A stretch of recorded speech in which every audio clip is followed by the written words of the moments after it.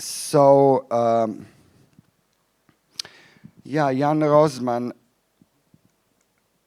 is a choreographer from Slovenia.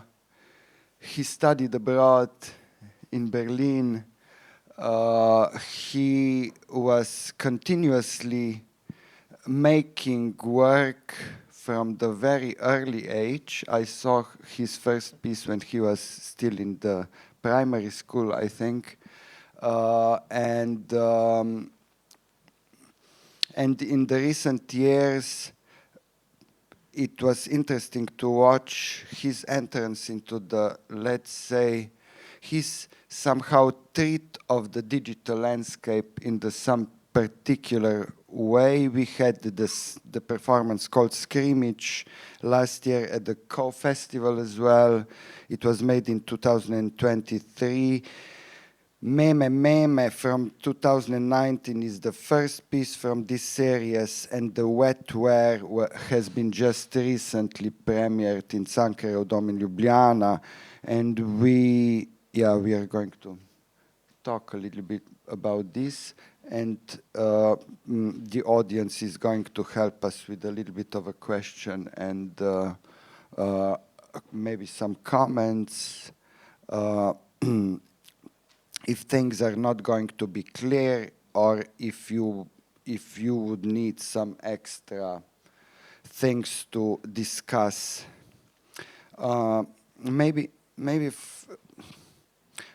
for introduction, let's touch a little bit the question, because you were busy at a certain point. You were very busy with the, let's say, objects and objecthood in your work. Then there was a turn into the then certain kind of introduction of the digital equipment, and some software has been done in your work. And maybe just for the beginning, some thoughts about this transition, let's say, or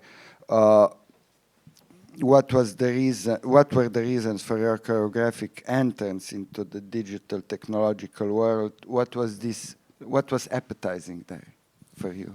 Hello everyone. I guess where it all starts, this kind of fascination with the object, was in this lack of, like feeling that the body itself, the biological body, somehow is not sufficient. The dancing body, in everyday life, we are so augmented with objects. Right now we are sitting on chairs, we are using microphones, we are all the time in contact with, let's say, human built but also natural objects. And for me that was very fascinating for me. How can I extend my bodily capacity beyond what is my biological body or my biological dancing body? And of course that has a history in the arts, but yeah, at some point then it became clear to me that that we are more and more in contact also with, let's say, digital objects, with objects that are certain algorithms or images that we are accessing only through an interface. So then I tried applying certain principles that I developed working with objects to working with, let's say, digital objects, but that was not a straightforward process, because this is really a let's say, digital objects have a specific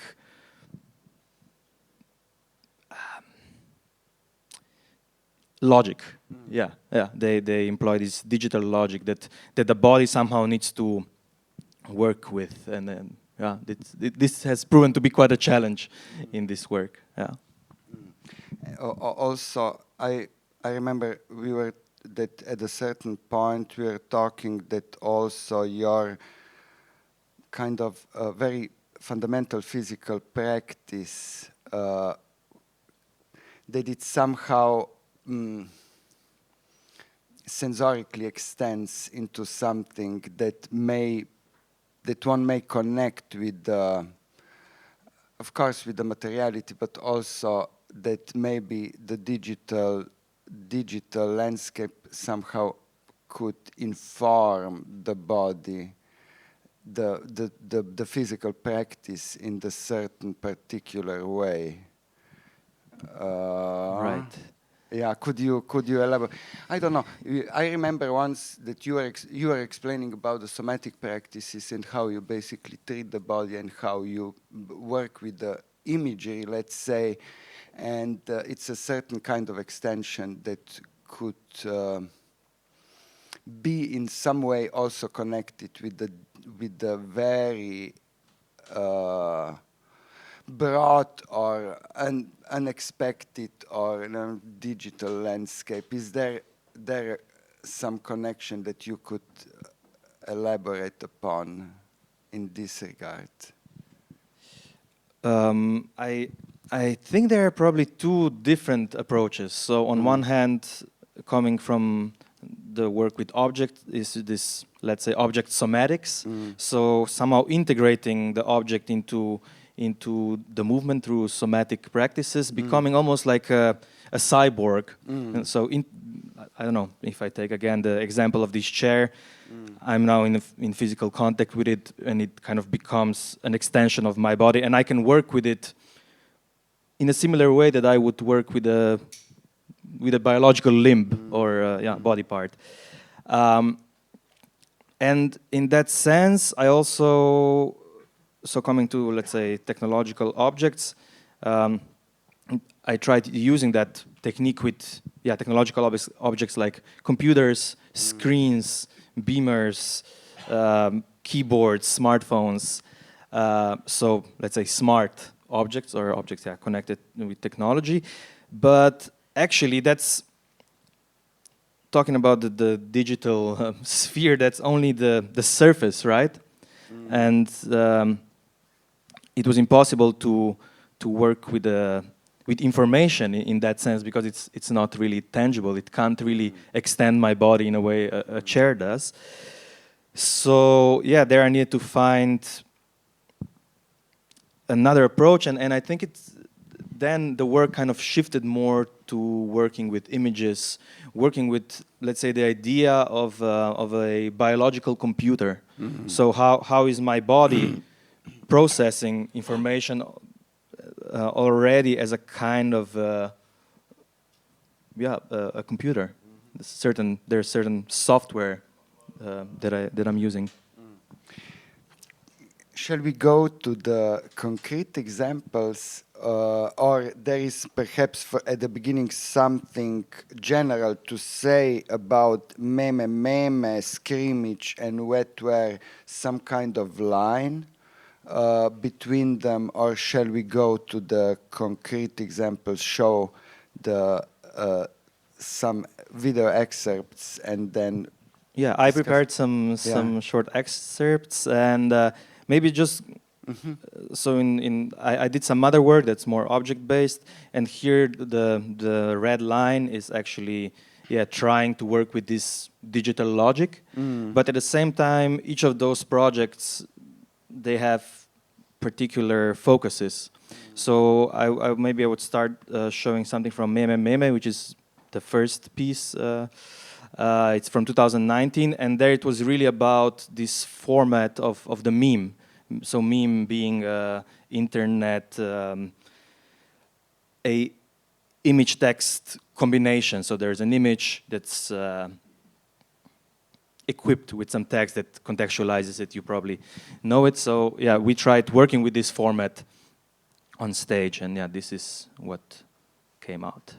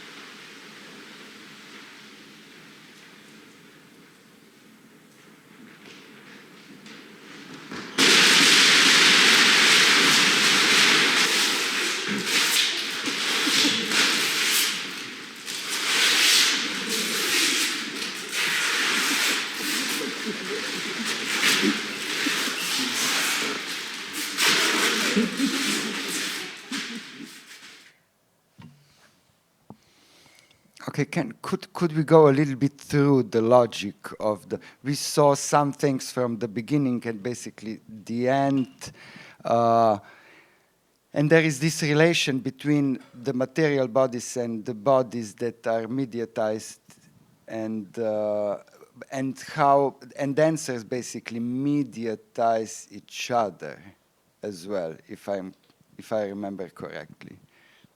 Yeah. Yeah.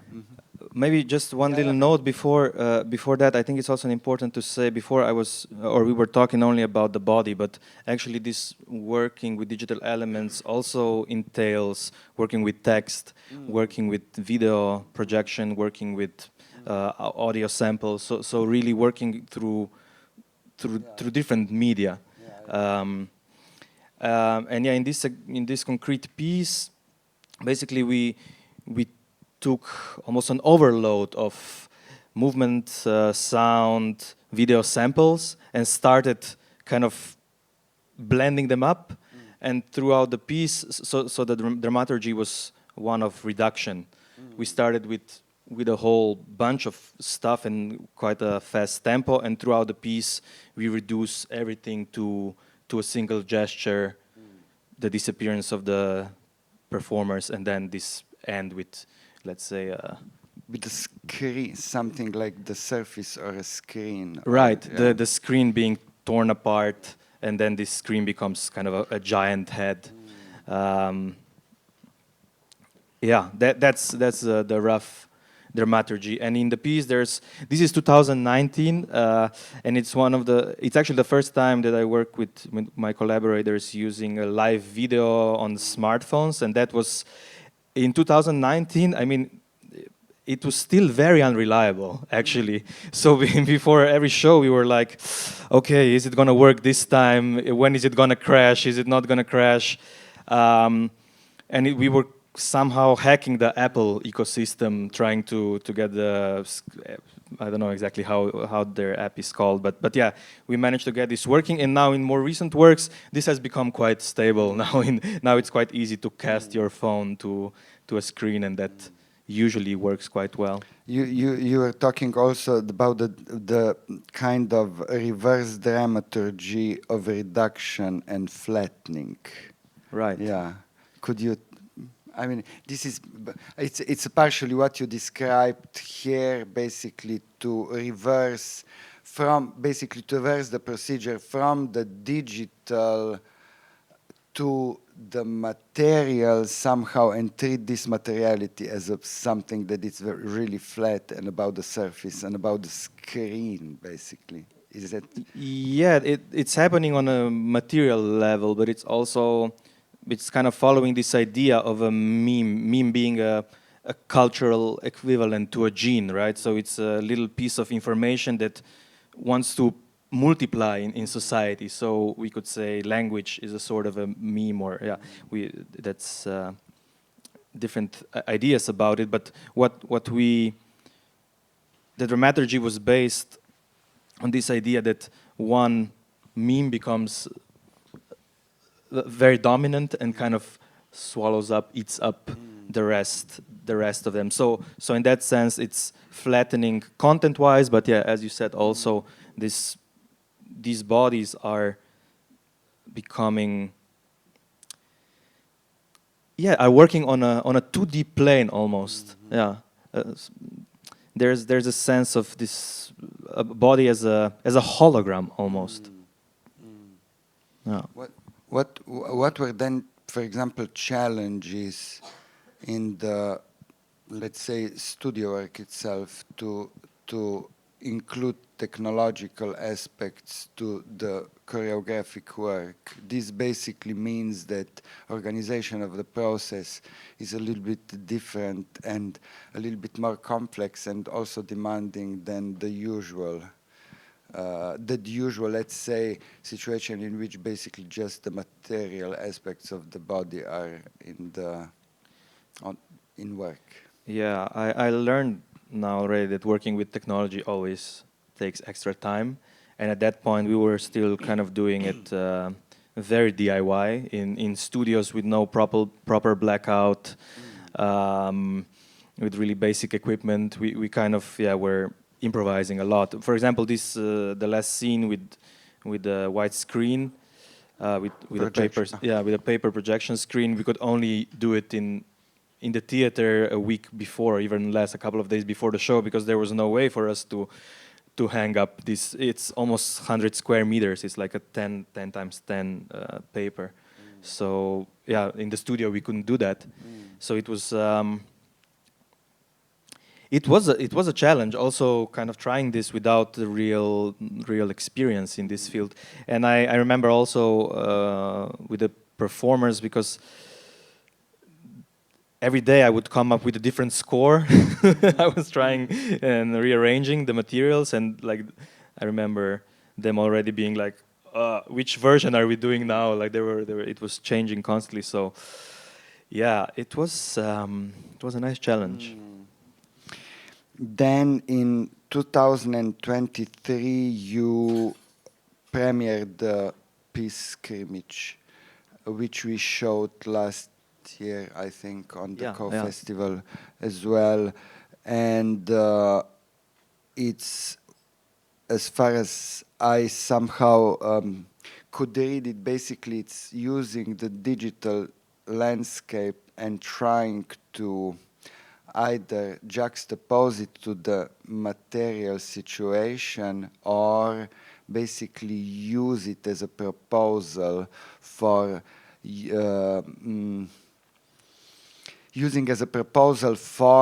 understanding bodies, dramaturgy, editing in the basically material media, or in combination, which kind of extends the possibility to in the very extensive way. In Scrimmage, that actually is still alive, the piece. The main focus was, so we were working with presence and representation. So how do different layers, digital presences, or let's say physical presence, transitioning through different layers of, I don't know, for example, maybe it's a concrete example of that would be, we have a blue spandex suit that you can key on a video, you can key out the background, and you can, like, the body becomes transparent. We use that on stage. We use a print of a human wearing this suit. We use a puppet. We use a tiny puppet. We we were trying to really, to really transition these different media to bring the digital into the analog, and vice versa. So we were trying to bring this digital landscape on stage.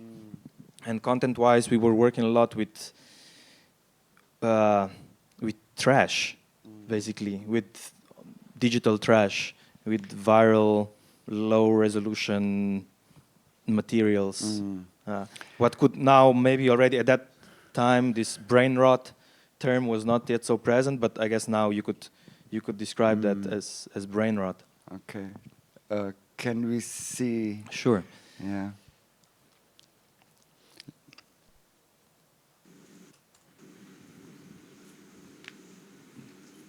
Look! Look! Oh!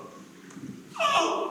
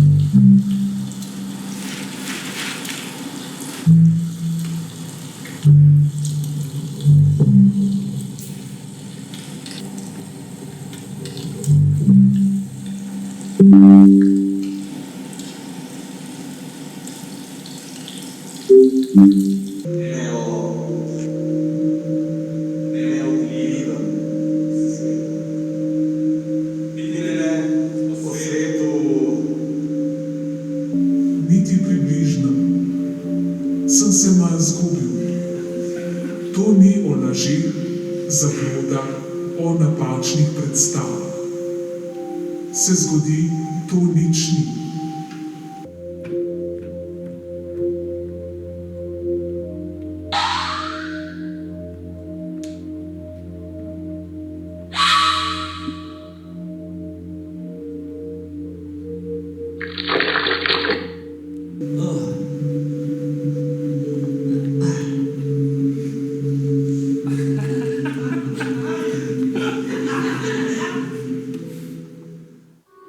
Eto, drugoj raz, prizrak, galagrama, eha, se vidiš oka?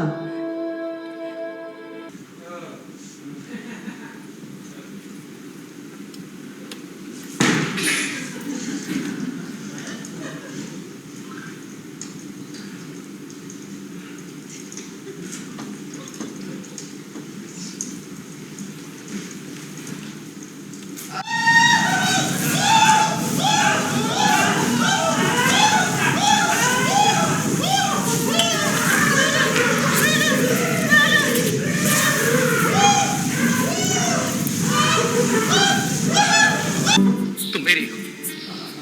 मैं तुम्हें जिंदगी भर प्यार करूंगा और मरते दम तक प्यार करूंगा। Löse mich auf, während du mich in deinen Händen hältst.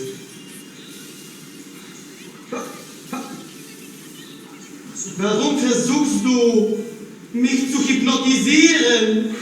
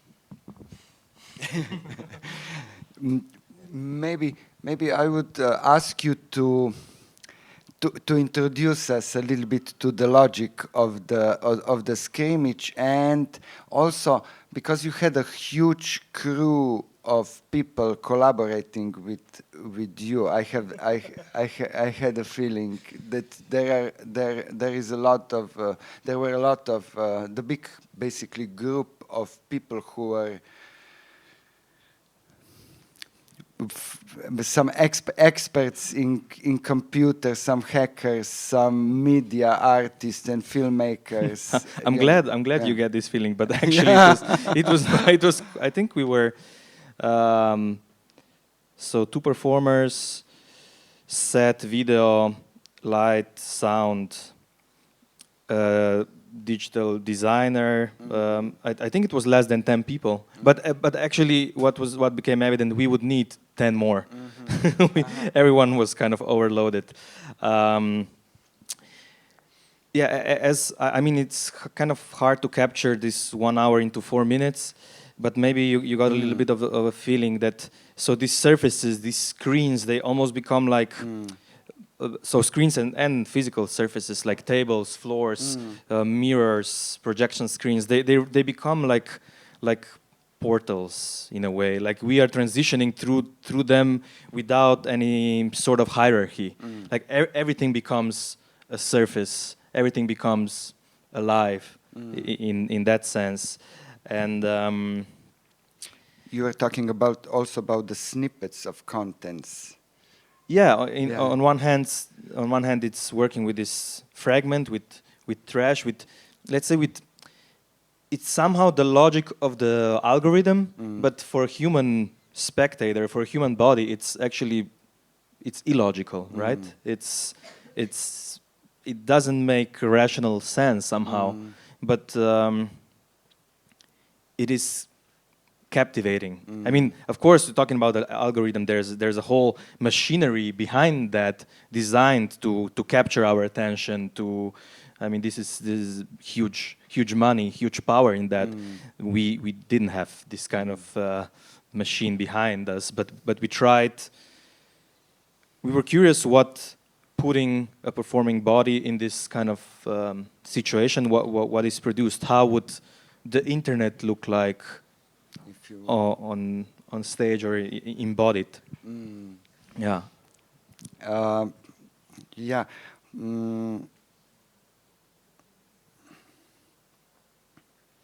Okay, I mean, there is, for example, from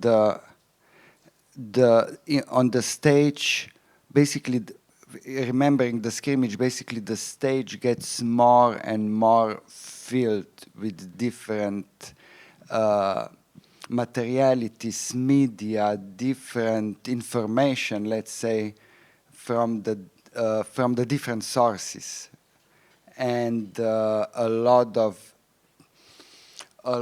of set design elements that are in some connection with the logic of the digital world.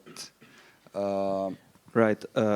In terms of the set design, every element was also dressed up as something else. For example, the chair had a dress, a tapestry that was actually a computer mouse and a piece of grass. So it was all about creating representations of other. So there was a lot of prints. The body also in this spandex becoming an empty canvas, so to say, an empty digital canvas. Everything kind of being unstable, everything shifting all the time. And through the piece we start with very, let's say, with singular action, with really clear guiding of audience attention. We go left to right and whatever, we guide people through a certain sequence. And at one point we start introducing more, so we start splitting the attention more and more, up until the moment where in the end we kind of, there's a selection of images, a sequence of images that get burned, and all that is streamed through a video, so mediatized again. There's like an echo of this in the video. And slowly the fog fills up the auditorium, and actually in the beginning it's in the performative on the stage area, but slowly gradually takes up the whole audience. And in the rehearsal process, our idea was to really fog up everything so that you cannot see anything. Due to safety concerns, we had to reduce that idea a little bit, but still we fog up the space pretty extensively, and then we take the audience one by one or in small groups. We take them through that fog. So we really wanted the audience at one point not just being spectators, not just experiencing everything by watching, by listening, but also somehow moving their body in this space, really, making it very, making it an experience, like a full body experience. So we take them through this cloud and into the larger auditorium. This fog at the end is something. It's the radicalization of accumulated information, basically through the whole piece, and we had to be at the premiere. Basically, we had to be somehow led to find the way out. It was so thick. There's a funny. There's an anecdote connected to this. To our first rehearsal, working in Cankarjev Dom, we worked in the Duša Počkaj hall, which is approximately maybe 100 meters square, so much smaller than the actual stage where we performed. And we fogged up the space so much that the whole alarm system went off. The building had to be evacuated, the offices, and I was very concerned with my future collaboration with that institution, because I was like, oh God, now we made the step too far. But luckily we found a way to communicate, and I'm very happy we can continue to work together.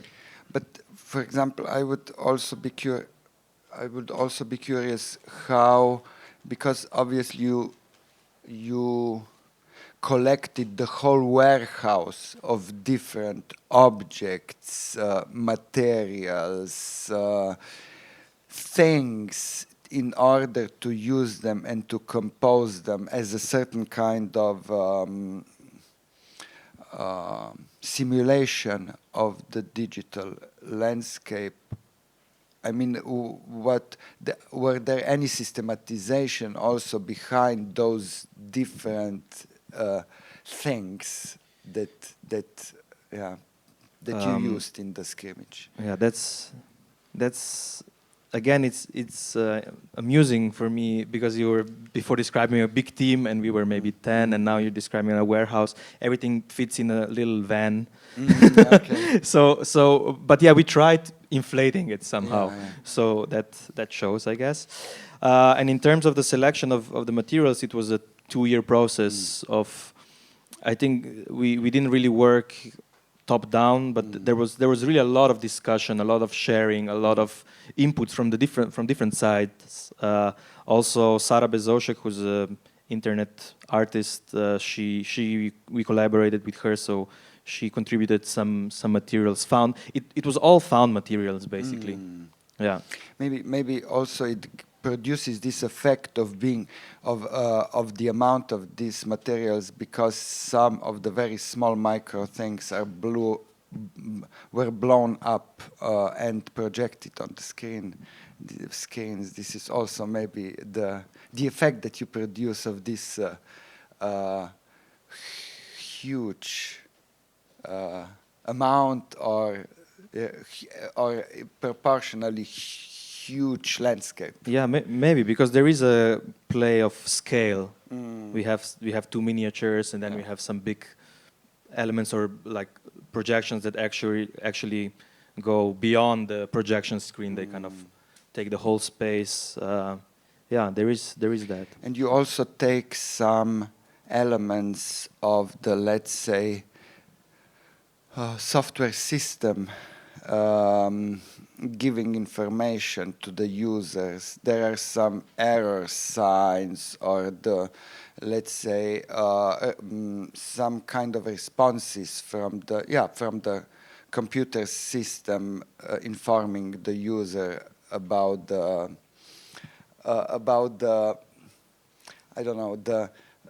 Yeah, about the procedures or happenings in the hardware.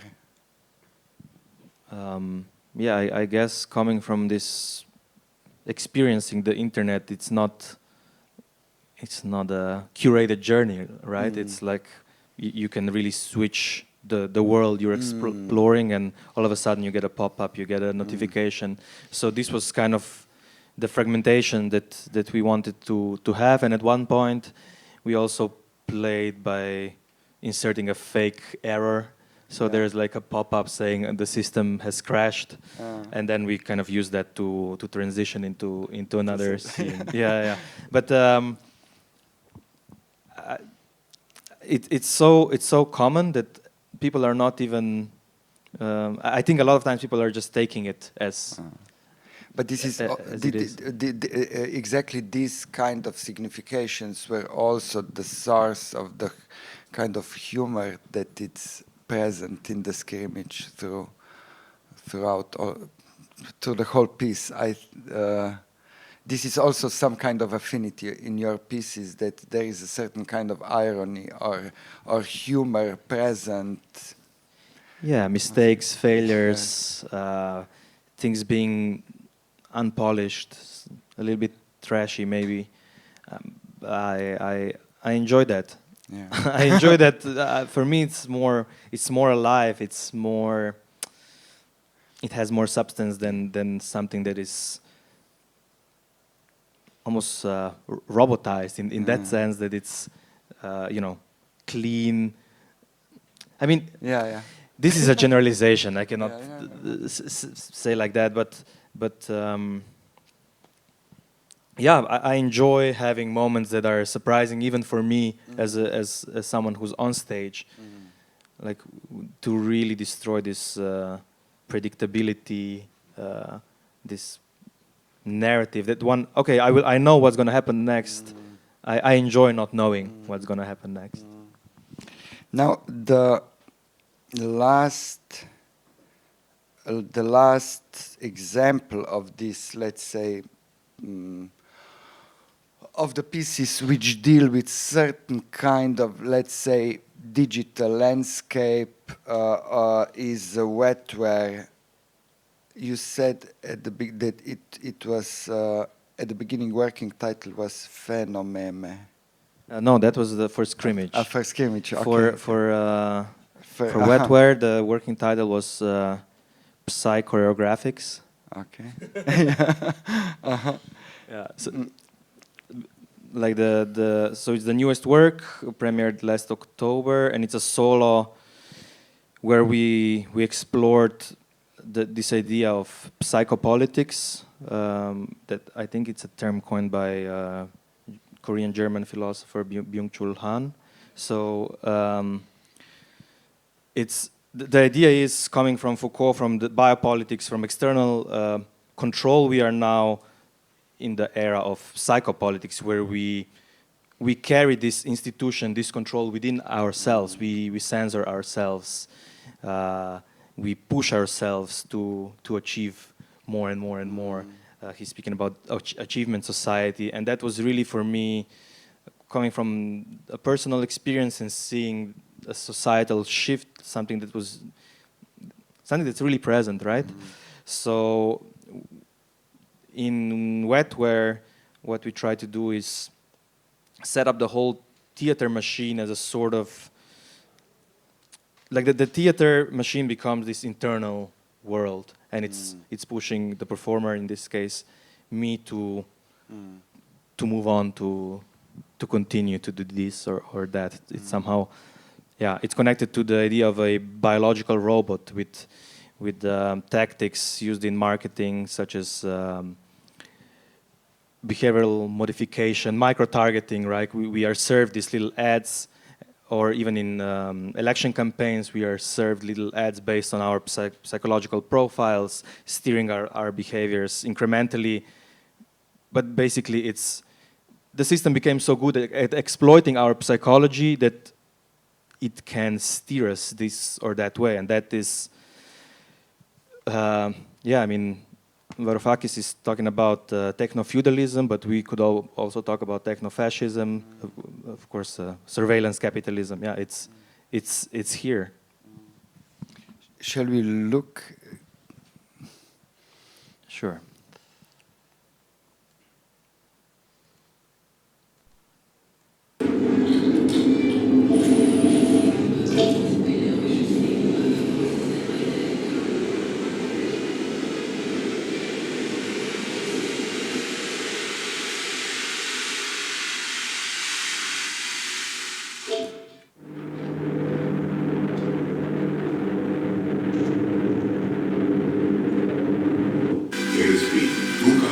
Vročina. Zgrabi 2400 evrov in 150 brezplačnih vrtljakov za pravo ognjeno igro. Najdeš nas na spletu. Procrastination isn't your fault. It's a broke mentality fueled by self-doubt. You keep putting things off, not because you don't care, but because everything feels heavier than it should.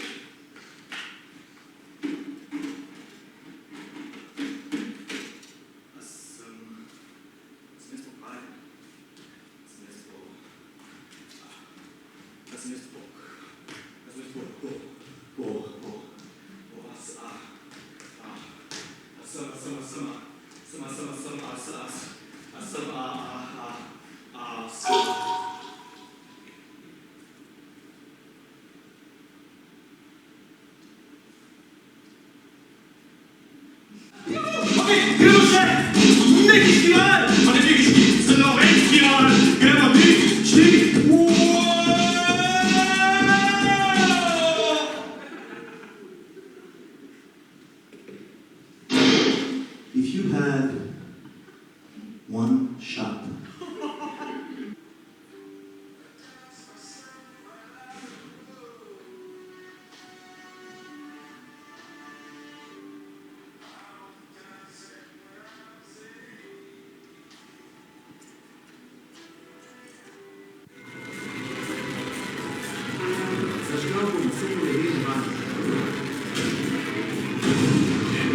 prosim, ustavite se.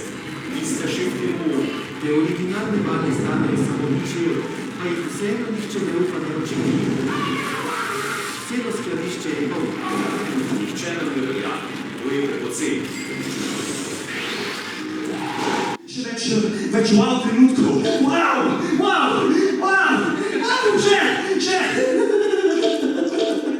Že več mora biti, nič bolj. Še recimo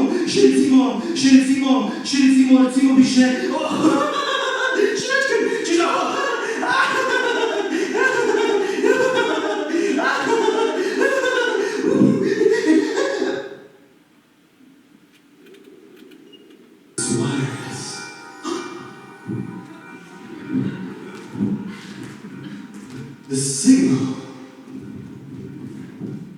The signal is in the air. Wow!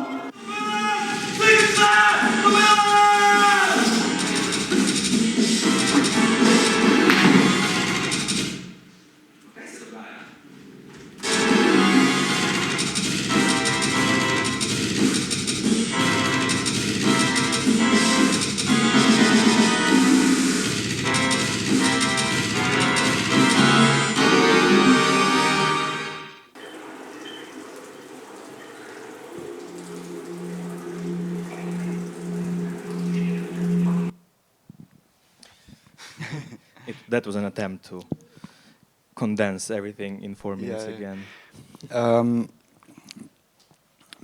Maybe, yeah. So basically, in the wetware, there is a certain kind of shift, as I understood, from the, let's say, certain kind of externalization of the digital landscape in the scrimmage to the basically psychoprocesses or psychosymptoms of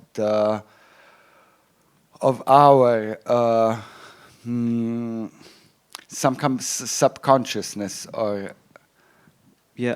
it's working a lot with this idea of self-presentation, self-success. And it's also important to say that actually it's using the stand-up format, which is the most common performing arts format in Slovenia. And actually there's, it's very popular. Yeah. So it's using that and transforming it choreographically. Also because like being a successful stand-up artist, for example, I don't know, we have Joe Rogan, we have people that are really becoming very influential through their humor. And this was an attempt to subvert that, to take this idea of being successful, having a big reach, and working with it, in a solo format. So it's more about, whereas Scrimmage builds in this almost fictional landscape of this digital trash, Wetware is very concrete. It's using concrete platforms. It's using concrete names. I'm present as Jan in that performance. I'm using my Instagram account. So it's more connected to the everyday world, to the everyday internet. The internet that we're using. You were mentioning the kind of the tempo of the piece is very significant thing in the structuring things, but also with the huge amount of, or there are a lot of shifts or quite kind of radical changes. We tried exploiting this dopamine tempo. So to really, for the performer and for the audience to have constant excitation, right? To constantly give something new.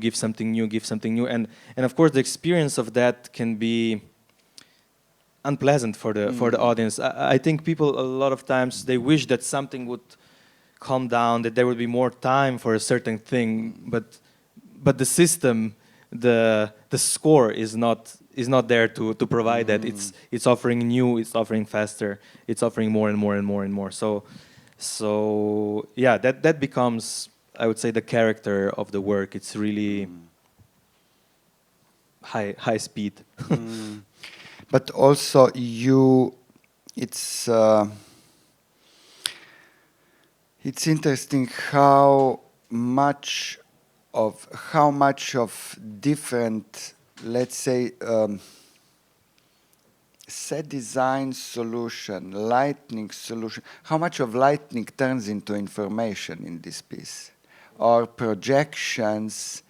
There are also spams, and how, I don't know, what was the editing procedure for this, or what were decisions behind making this piece somehow, effective, I guess.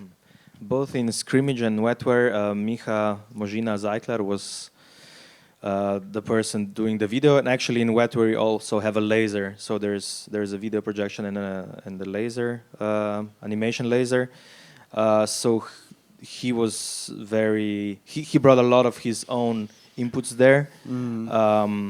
He has a specific way of editing things, and I think it was really something that made both pieces actually, that gave them also a specific kind of signature. Like in this collaboration, we were always in dialogue.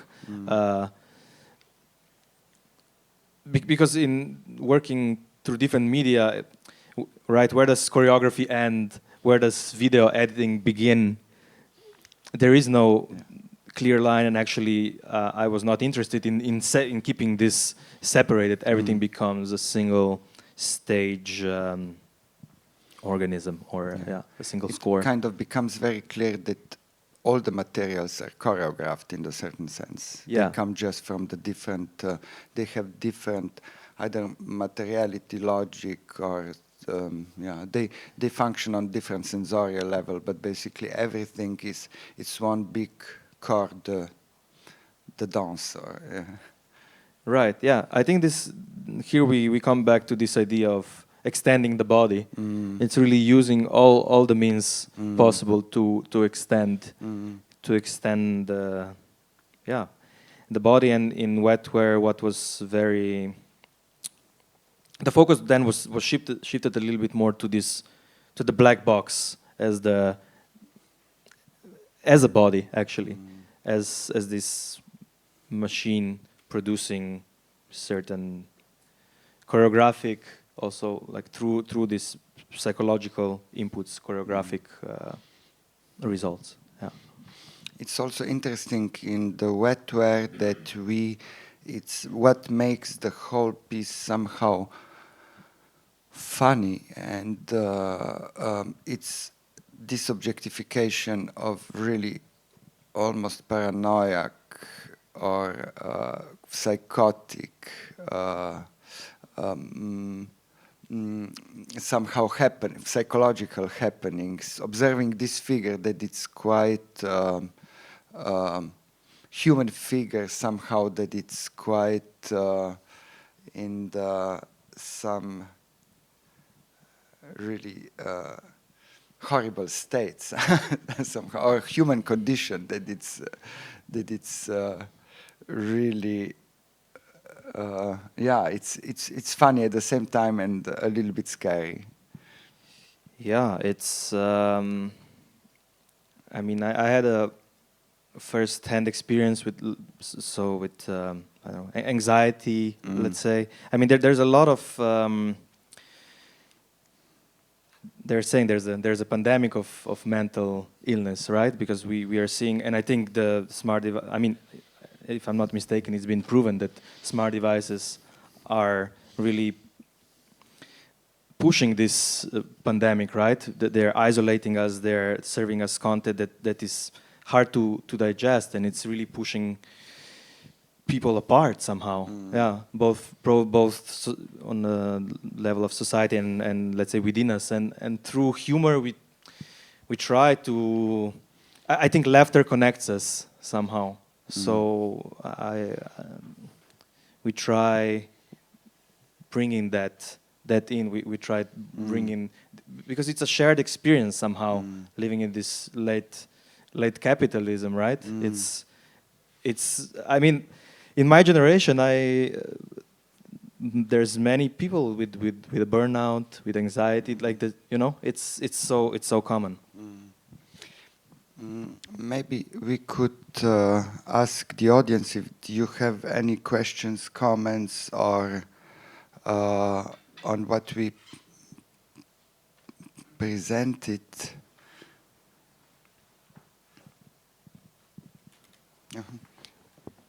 I have a question.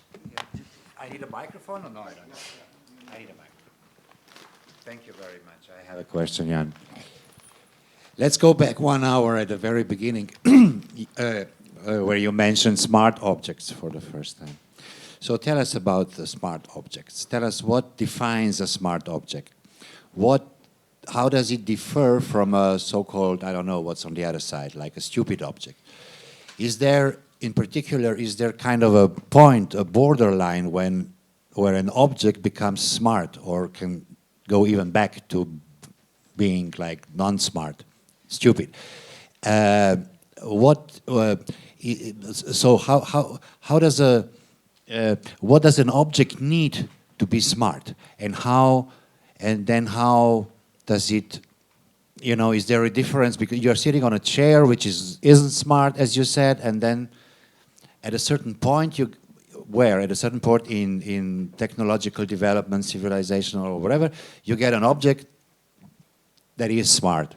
So tell us a bit about this. Yeah, I was using this term very technically, so smart object being an object that can be connected to the internet. But it's interesting that you point this out, because I'm very excited and inspired by the idea of panpsychism.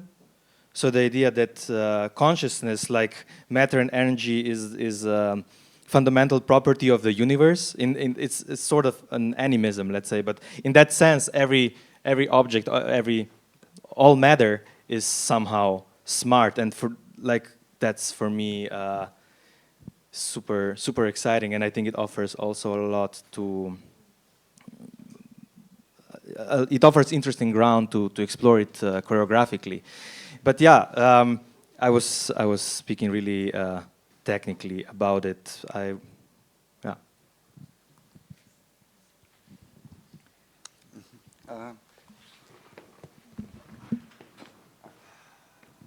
Thank you very much, Jan.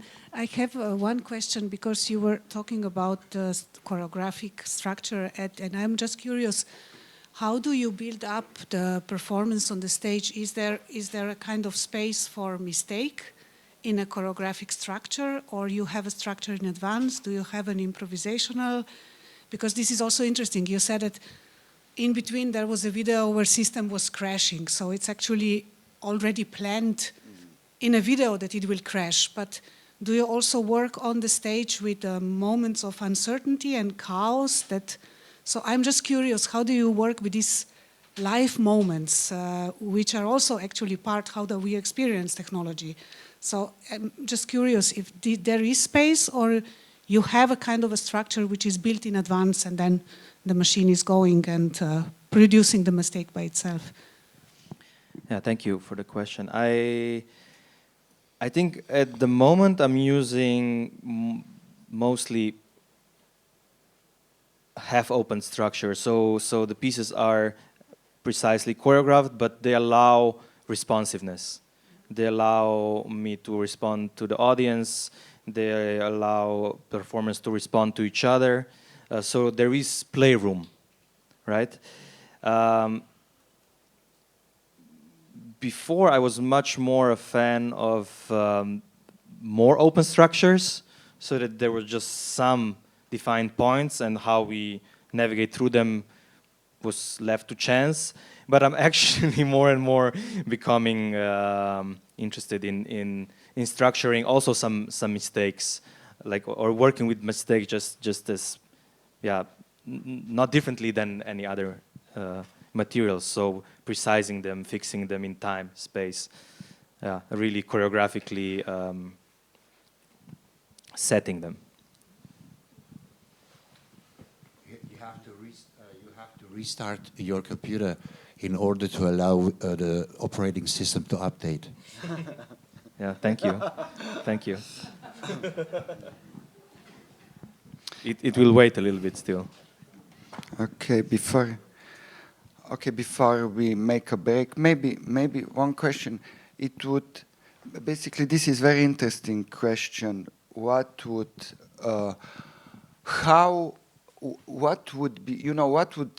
be needed for the process in order to make out of these proposals that you made a kind of open structure?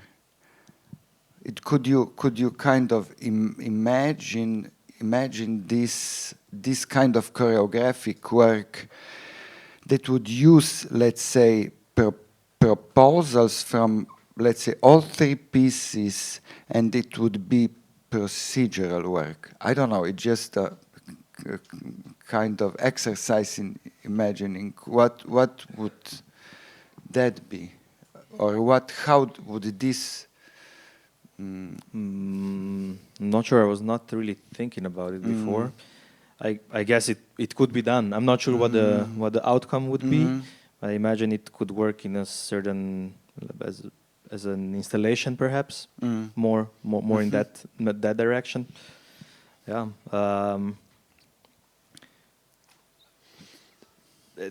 It's interesting to think of a mashup, but I'm not sure what it would produce. Yeah. Okay, maybe are there any comments or questions regarding Jan's work? Okay. Just Mike, if you.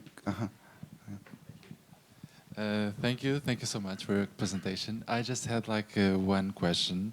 It was in the moment of scrimmage, you said something that really affected me. I liked that you said you're trying to see how internet is embodied, and then I was curious to understand on this whole effort to embody the internet and technology.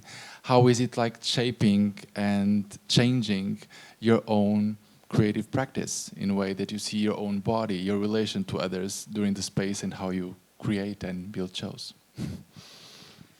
Yeah, thank you. Thank you for the question.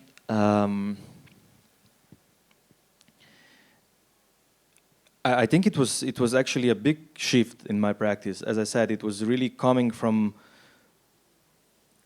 somatic, tangible practices into practices that incorporate video materials, that incorporate algorithmic logic. So in that sense, it was almost like training my body to become more responsive, to be able to process more things simultaneously. I suck at it. I'm horrible. I don't do that well. But it was an attempt to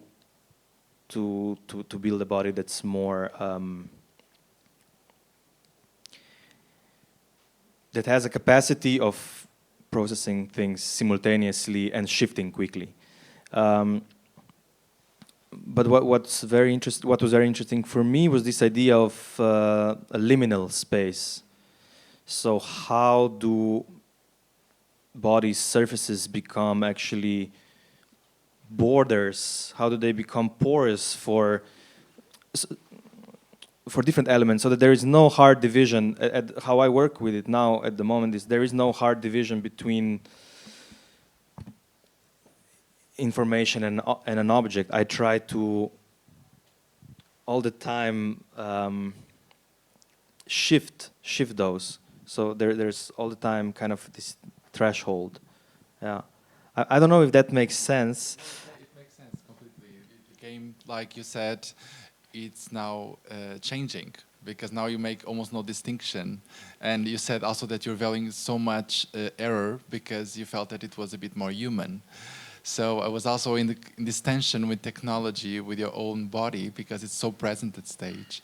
These aspects were even, creating even more value to you. But it completely answered. Thank you so much. Yeah. Just a little note. I'm also feeling maybe I need to take a little break from this kind of work because I feel it.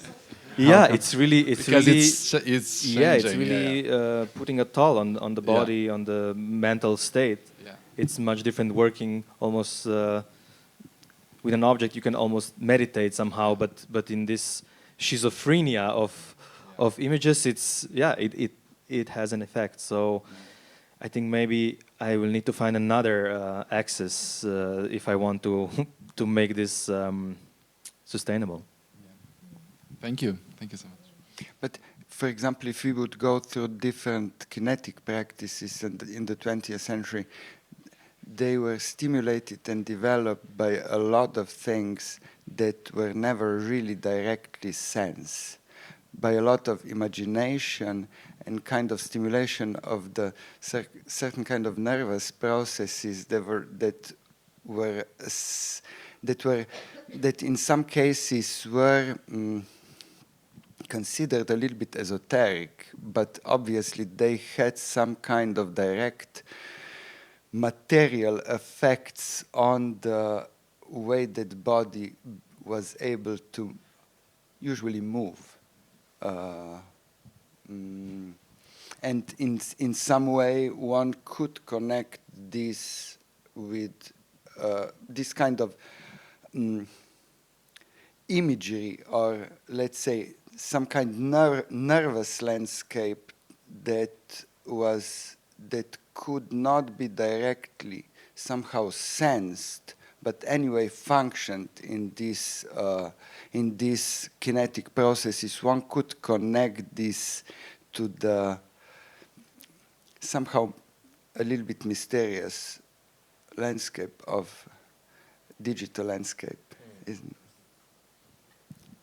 Yeah, I think the link between imagination, I think the space of imagination is a digital space somehow, because in our minds we are able to recall objects, we are able to shift very fast, we are able to direct our attention much faster than we are able to move our bodies.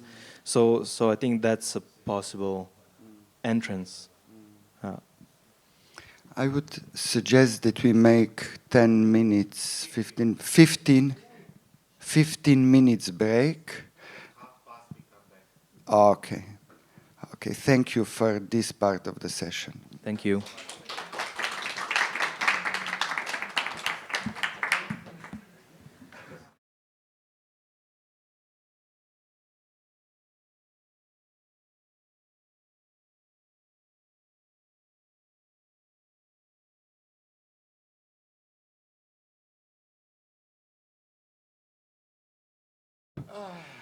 We are very glad to have Igor Štromajer at the CoFestival.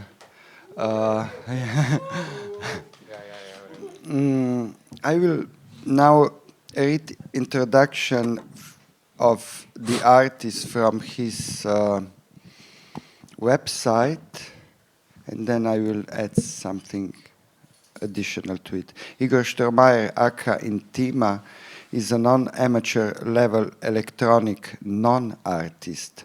Le Pavarotti du HTML. He explores tactical A equals TF square, intimate guerrilla, and the low-tech communication strategies.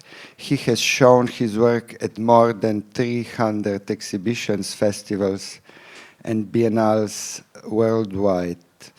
I will stop at this point, but I have to let me say a few words about the reasons why we decided to invite Igor Štromajer to CoFestival and to this situation that deals with technology and, let's say, choreography or theatrical art. In the 1990s, there was a group of artists that introduced for the first time extensively technology into theater making. And this was quite, I would say, some kind of break between the traditional art making that we knew until then to the new contemporary approach to theater making. And there were basically, I would say in these works, especially in the late 80s, 1990s, suddenly with some influence of the historical avant-gardes, the art making changed and different procedures, approaches, materials and elements that are usually contained in the theater making came to the equal level.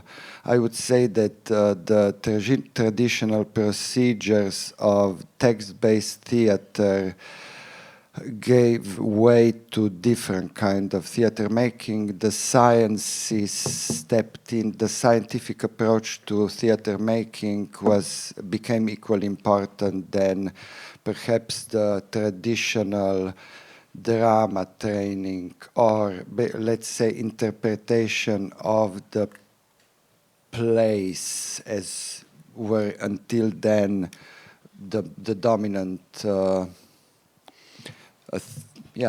dominant theater paradigm. And Igor was one of those directors that changed this theater landscape.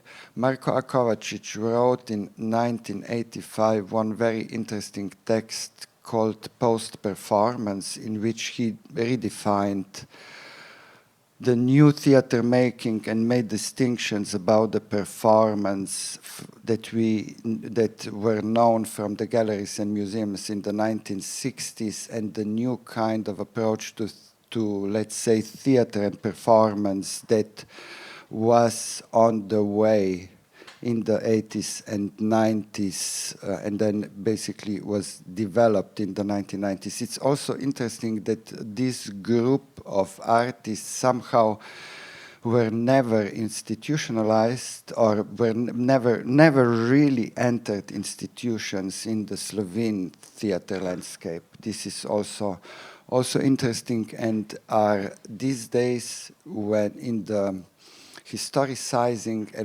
little bit put on the side. I think this will have to change at a certain point.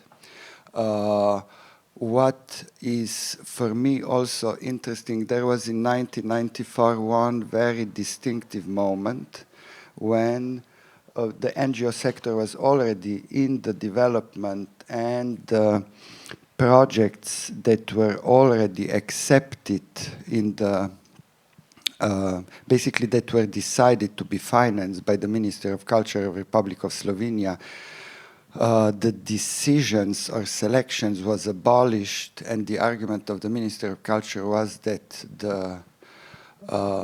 these new projects include technology in the way that it could not be considered as theater.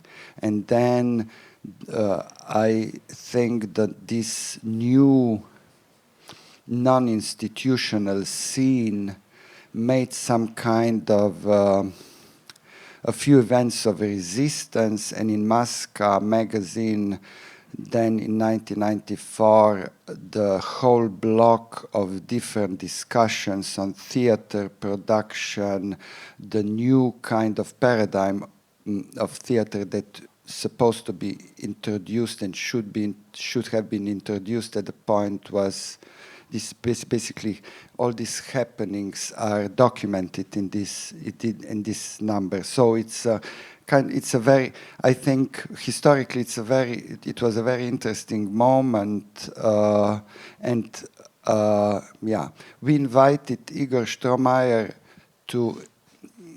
to give us a little bit insight in his work in this period, and yeah, I'm very glad to have you. Welcome to CoFestival and the Modina project, and the stage is yours. Thank you very much, dear Rok. I will take the microphone. Thank you. Good morning once again. Let's go through. Maybe it will take 5 minutes. Maybe you can prolong the festival for 1 day. That's also fine, because when I start, I can't stop. I will talk, and you can stop me anytime. Just, say stop or whatever, and ask a question if there is something that will be maybe a bit too mysterious, and I will stop and also answer immediately, of course. Igor is my name.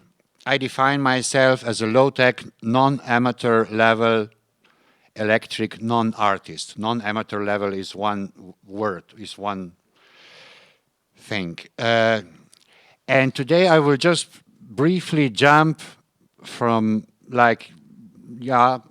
across 36 years, first 36 years of my work, actually from something called Homo Theatralis to Homo ex machina, as I try to define myself now.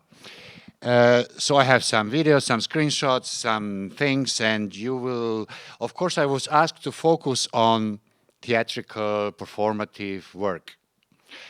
But you will have to suffer a little bit, and you will take a bit of non-theatrical and non-performative, that means pure net art or digital work as well, because I left the world of theater long ago, and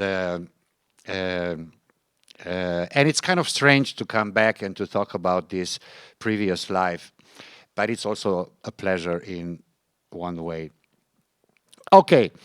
Homo Theatralis was a title of my first performance, performed in '89, if I see that correctly, because it's hard to see through these lenses.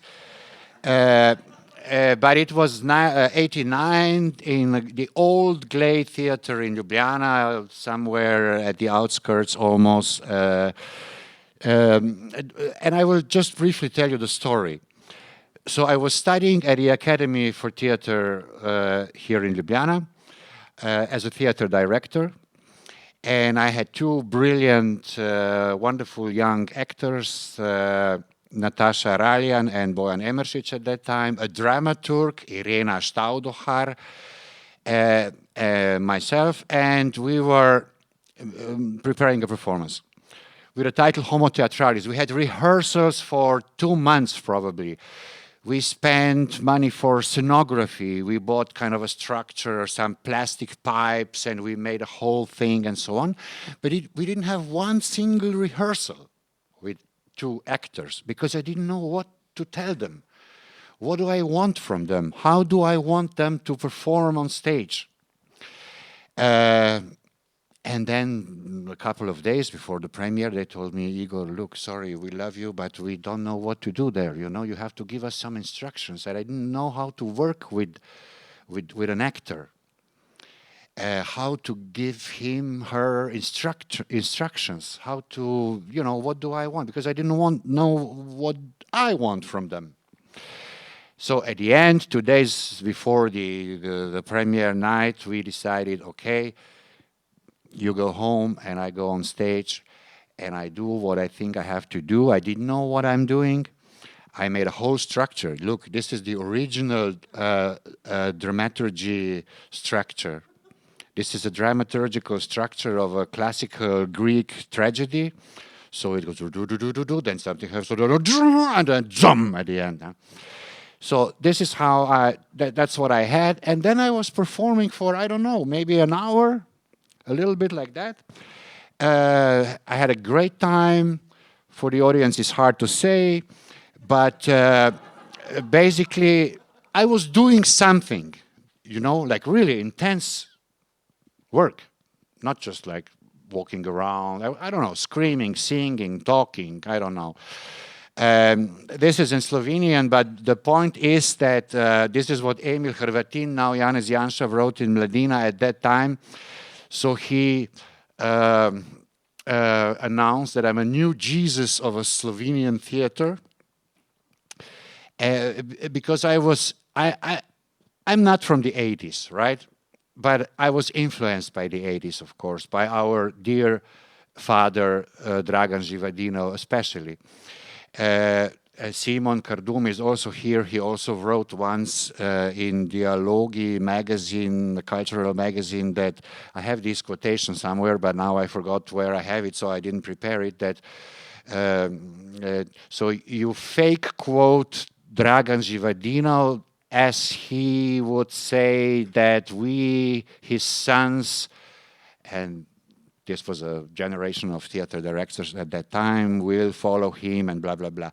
I was making fun of my father. This was kind of a Freudian thing, you know. I was making fun of Dragan Živadinov, of his performances and his ideology, although I'm a huge fan and of his work.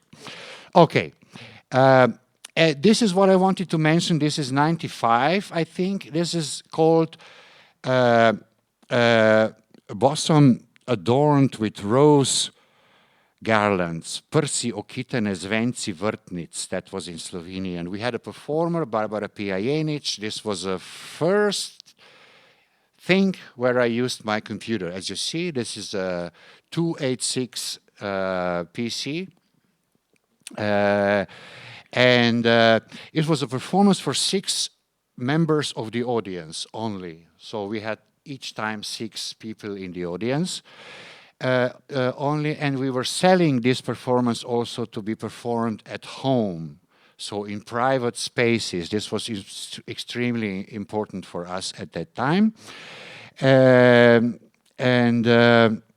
And it's a funny photo, yeah, from 95.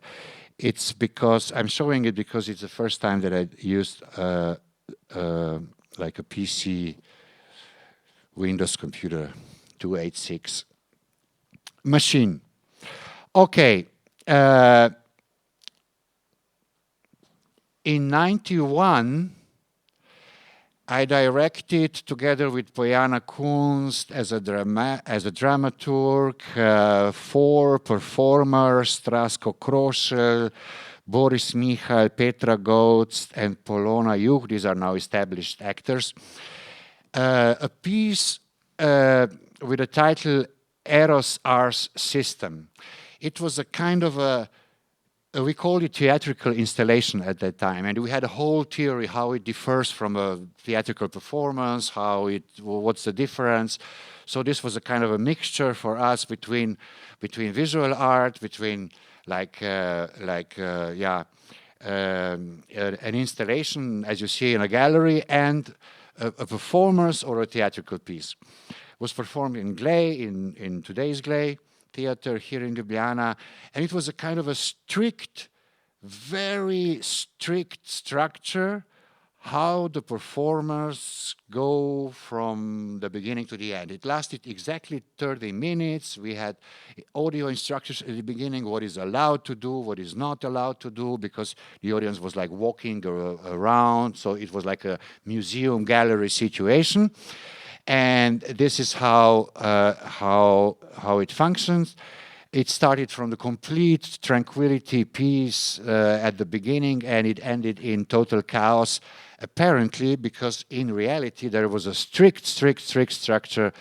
It was today we would say an algorithm, right? We would say like a program. They had to follow strict steps, and this is what algorithm actually does. But we didn't use that term at that time, of course.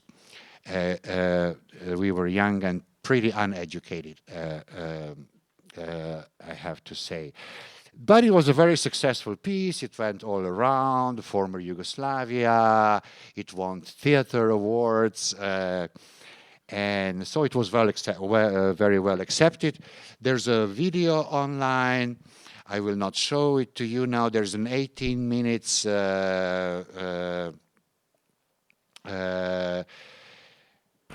kind of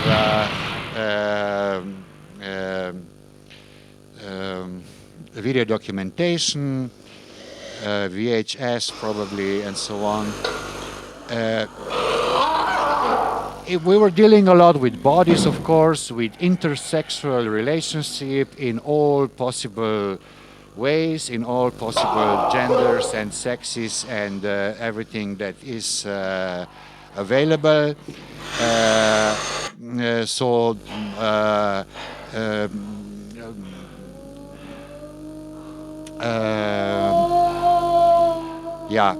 That was a kind of very hardcore event, actually. We were dead tired at the end. The audience were dead tired. Really like an intense expression. I don't know why they recorded it like that, but obviously to give you the impression of of how the events were working and following each other.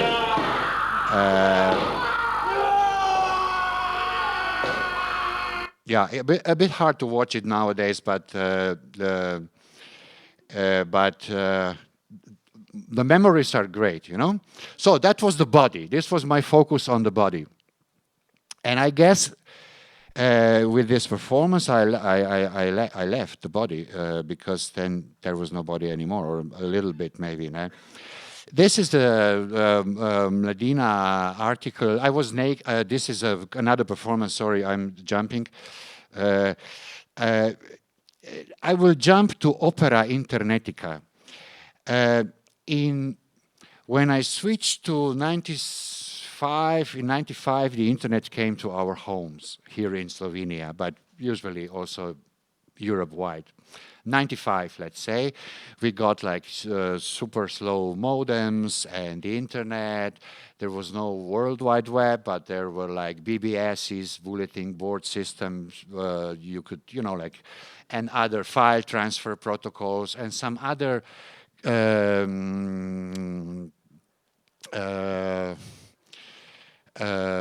internet protocols that still exist today, not all of them.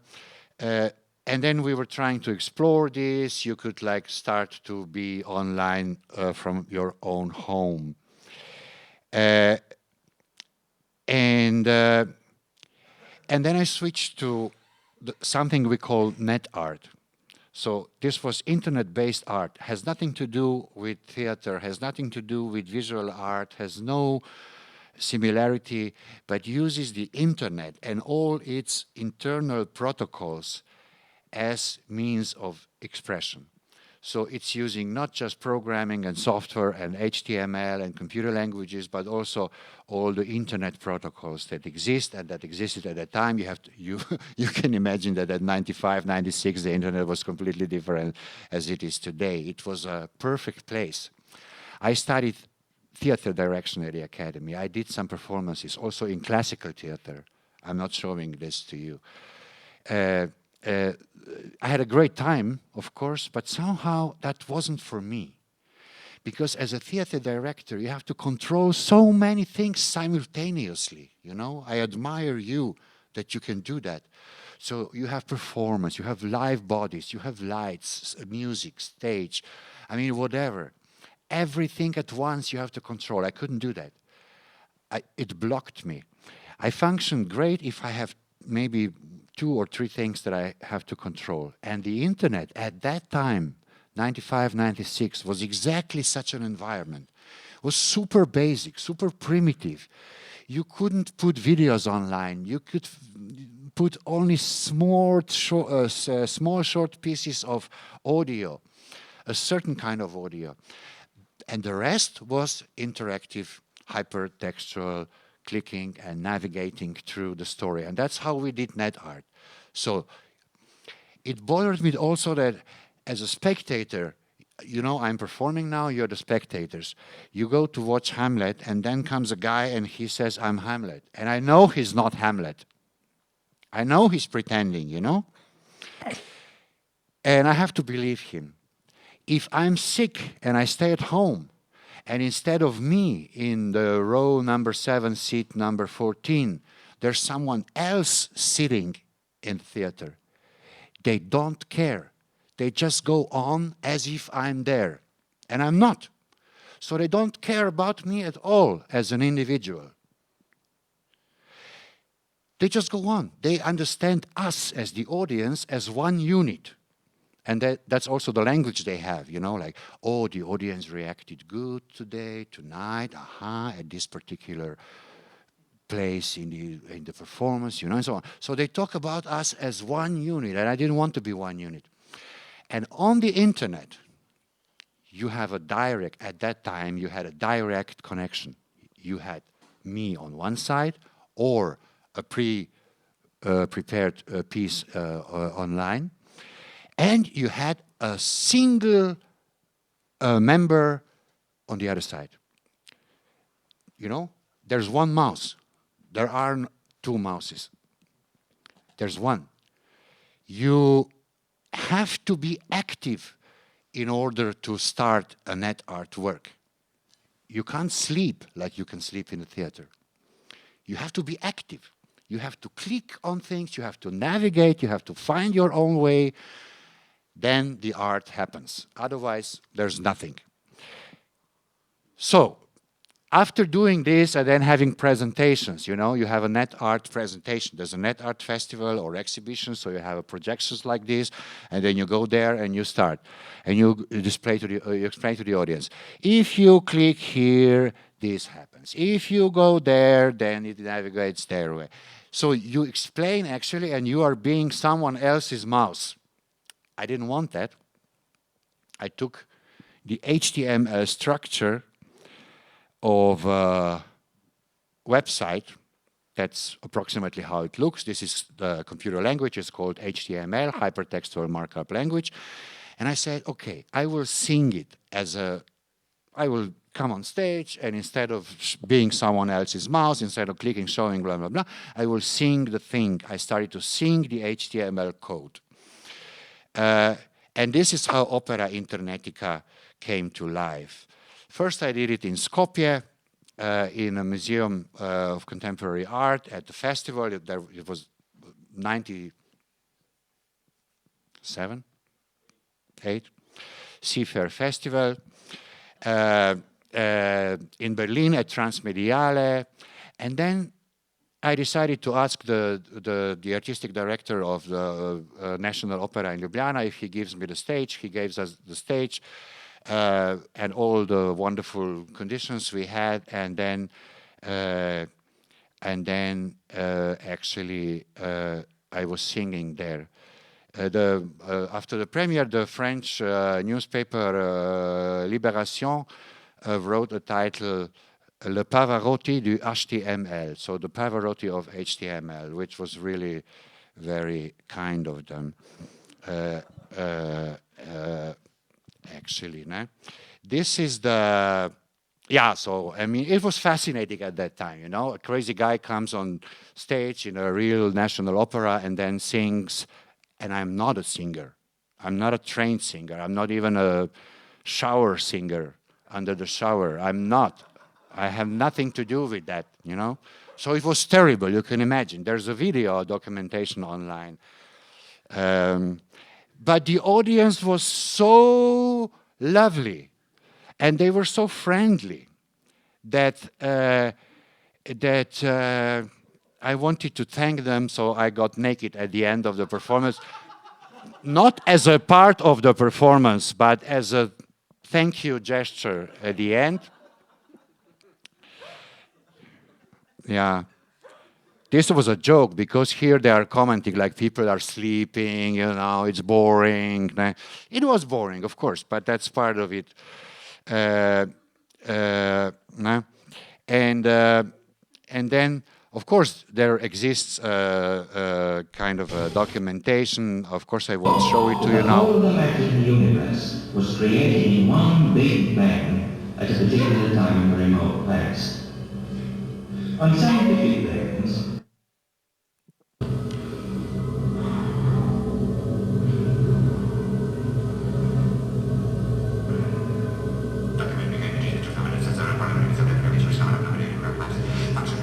Where's the part?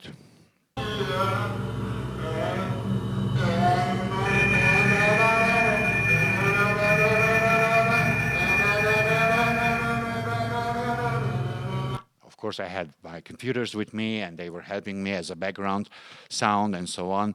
Was also transmitted, streamed live by the Radio Student. Yeah, we went on with this project.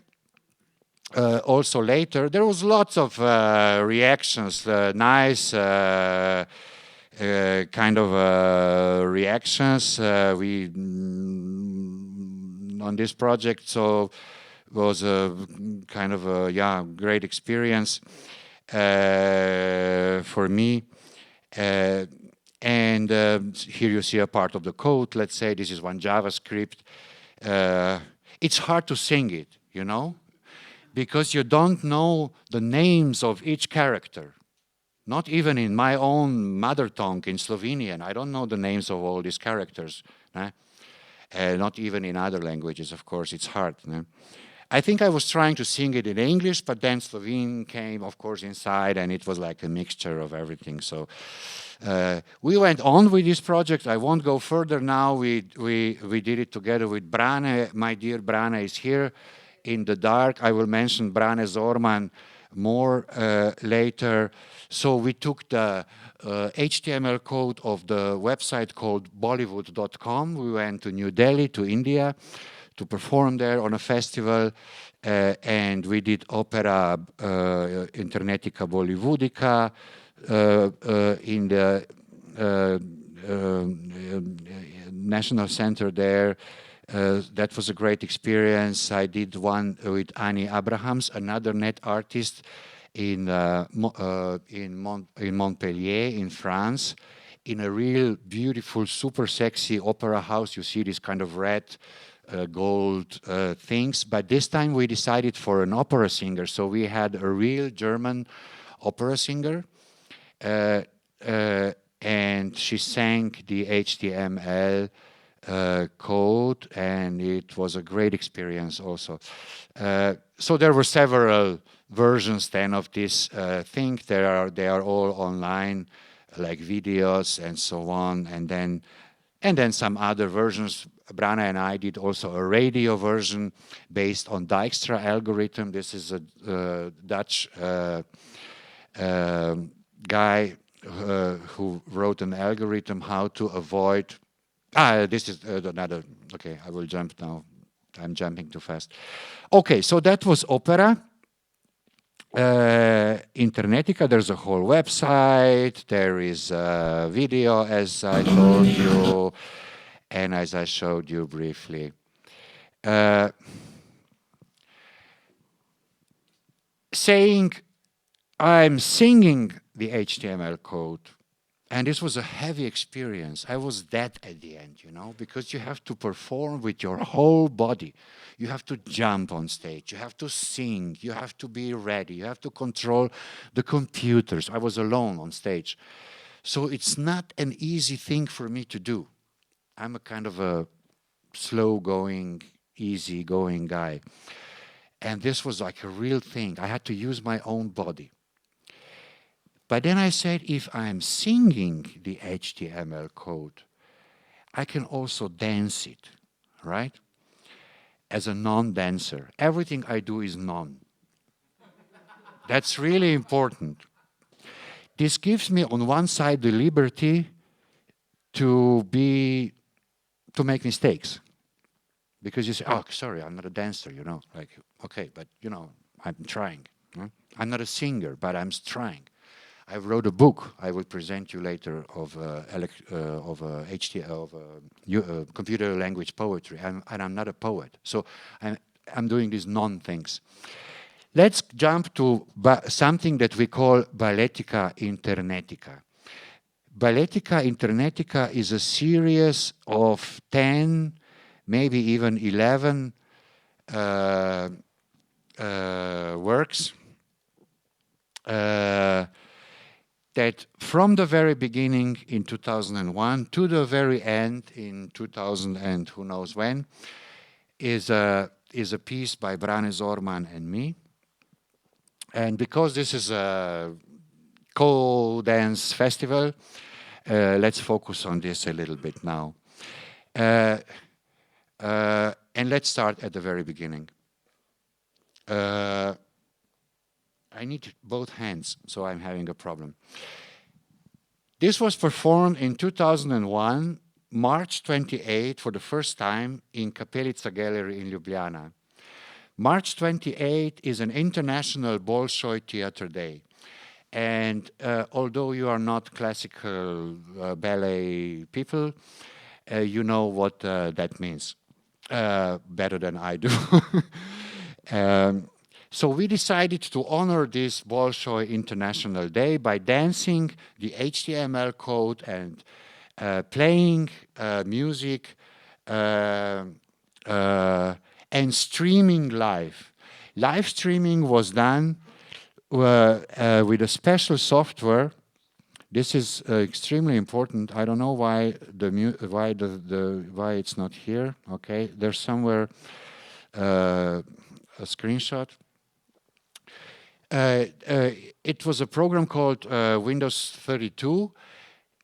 It took a still image every 20 seconds and put it on an FTP server, computer server, and then there was a program on the website which took the new image every 20 seconds and showed it in your browser window. In between these 20 seconds, I had time to do whatever, to drink a glass of water, to smoke a cigarette first, to do whatever, you know. Brane was playing and performing live something that was called MIDI. That's not MP3, that's far before MP3 files. This was called MIDI. And we were having a great time, actually. I was doing everything I knew how to do with my body. You know, balancing, dancing, jumping. In the morning, I brought the Frankfurter Allgemeine Zeitung. I ate a piece of the newspaper at the performance, during the performance, and so on. We had like 6, 7 friends, as not as the audience, but as a moral support here. Do you see the huge 17-inch flat monitor? No? Oh, sorry, Kai?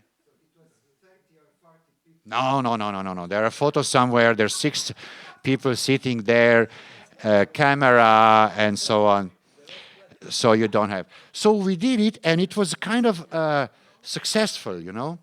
We had, I forgot the number now, I will have to look in the archives, but we have almost 1,000 people watching this online from all over the world, which was kind of a cool number for us, no? And also the feedback was nice, you know.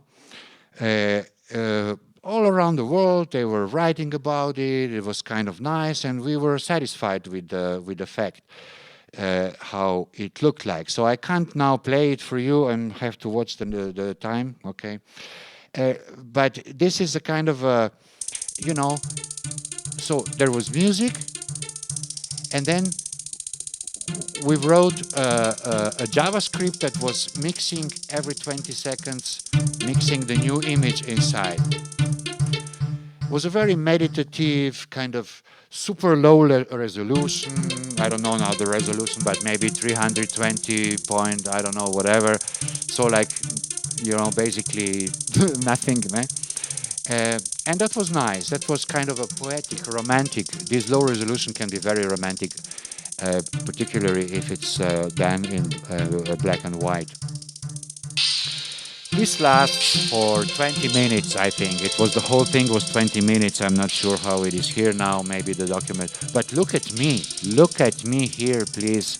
And this kind of, whatever it's called in a classical ballet.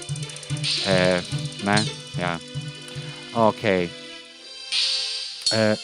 Yeah, I was dressed also very beautiful. I had a suit and everything, so it was kind of a nice thing. The media was also interested, like crazy guys doing things, and so it was kind of a good experience. And then here I have to give credits to Yuri Karpan. Then he said, Yuri Karpan, the chief curator of Kapelica Gallery, he said, "Look, guys, it's easy to do it here, you know, in my gallery. But if you really are ballet dancers and guys for the ballet, go there where it's like the ballet place." And that at that time it was the Bolshoi.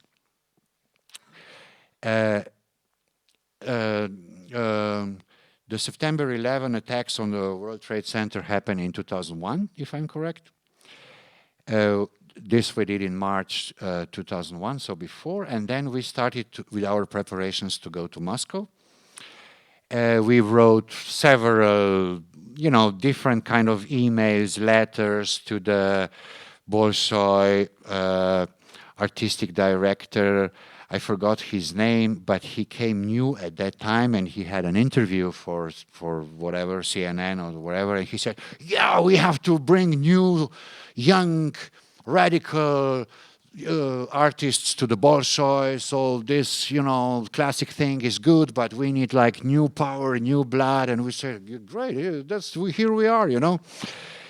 We even got in contact with a member of artistic board through one of our visual art guys' contacts in Moscow. And unfortunately, we came nowhere, of course, because who cares about two guys who would like to dance there? So we said, okay, if you don't want us in a legal way, we go illegally. So we started with preparations. The Bolshoi was really in a bad condition at that time. And they announced that they will close it for 2 years to renovate it. The electricity was really, really bad. So they had to do all... I can't drink because I have my protection. And I'm a very dangerous guy, so I can put this on my laptop. Thank you very much.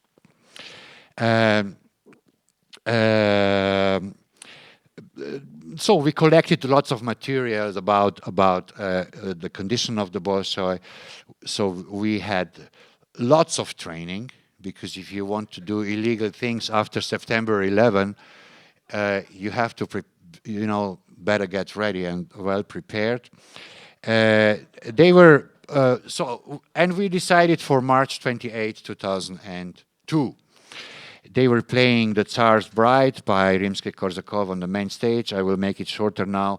We had our secret collaborator in Moscow who gave us all the instructions on site and even before, so we knew exactly what we are doing. We had a whole plan how to do it. We had several options how to enter theater, not only one. We had 3 options, so we tried the first one, it didn't work. We tried the second one, it worked. So we could skip the last one, and then we had a whole structure. You have to imagine nowadays you take a phone, or you even don't have to take your phone. You take your watch or a minicam or whatever. But at that time, you needed a lot of equipment. So we had 2 parallel systems. We had 2 laptops, one for video, one for audio. We had 2 mobile phones, and these were GSM mobile phones. That means that this was a dial-up mobile phone internet connection, an international one from Moscow to Ljubljana. So we had to call our Ljubljana internet provider, establish an internet connection, be online. And this is the structure how it was done. We were using several servers here in Ljubljana, and then again a software to put this all online and in the browser. It was a great experience. There's a whole video online, breaking in, establishing a connection, finding the real room. We were well dressed because we wanted to. Our first attempt was to attend the performance, and then during the performance to jump to the toilet and then to perform there. But we were not allowed because you can't take all your backpacks with all the machines inside. So then that's why I have a tie, and I'm so beautiful. My dear Brane, as a true Herbert for Karajan, as one critic wrote, jumping again, this became my speciality. We had lights, we had everything. We had headphones, of course. It was completely quiet inside and totally safe. So it wasn't dangerous at all. You have to imagine not a super dangerous situation, but no one knew we are there. We could stay there for a whole night and perform and everything. This was a basement in a bad condition, but that's how it is. There is a whole, I don't know what I'm clicking now. There's a whole documentation, all the texts, all the yeah, there are some reviews and at that time we were also saying that we are doing this for, all the dancers who would like to dance in the Bolshoi, who see this as their, peak of the career, and they can't because blah, blah, blah, and so on. And we want to show them that everything is possible in life if you want it. So that was our intention. After that, we kind of, how can I say, the whole thing became an international thing, and people liked it. It was funny. It was nice. It was, like all these kind of things. And so we went on with the project, although we didn't have a real intention. So we did one in Bergen, Norway. Uman Sharifi was a chief there at that time. So we introduced the robot for the first time. This is a very small robot. And the problem was that I am not a dancer. Brane is a real musician. He's a professional. I'm not. So in order to, to make a second dance, to make another different kind of balletica internetica, I would have to, I don't know what, take some classes or do some, whatever. And I didn't want to. And such a bear as I am, people were saying, yeah, it's cute as you dance, but, it's a bit of clumsy and, no. So we took this robot and they loved the robot because the robot was cute. It was clumsy because, of course, all the robots are, but it was kind of a cute, which I'm not. So that was the robot's advantage. So here is this is a piece of software,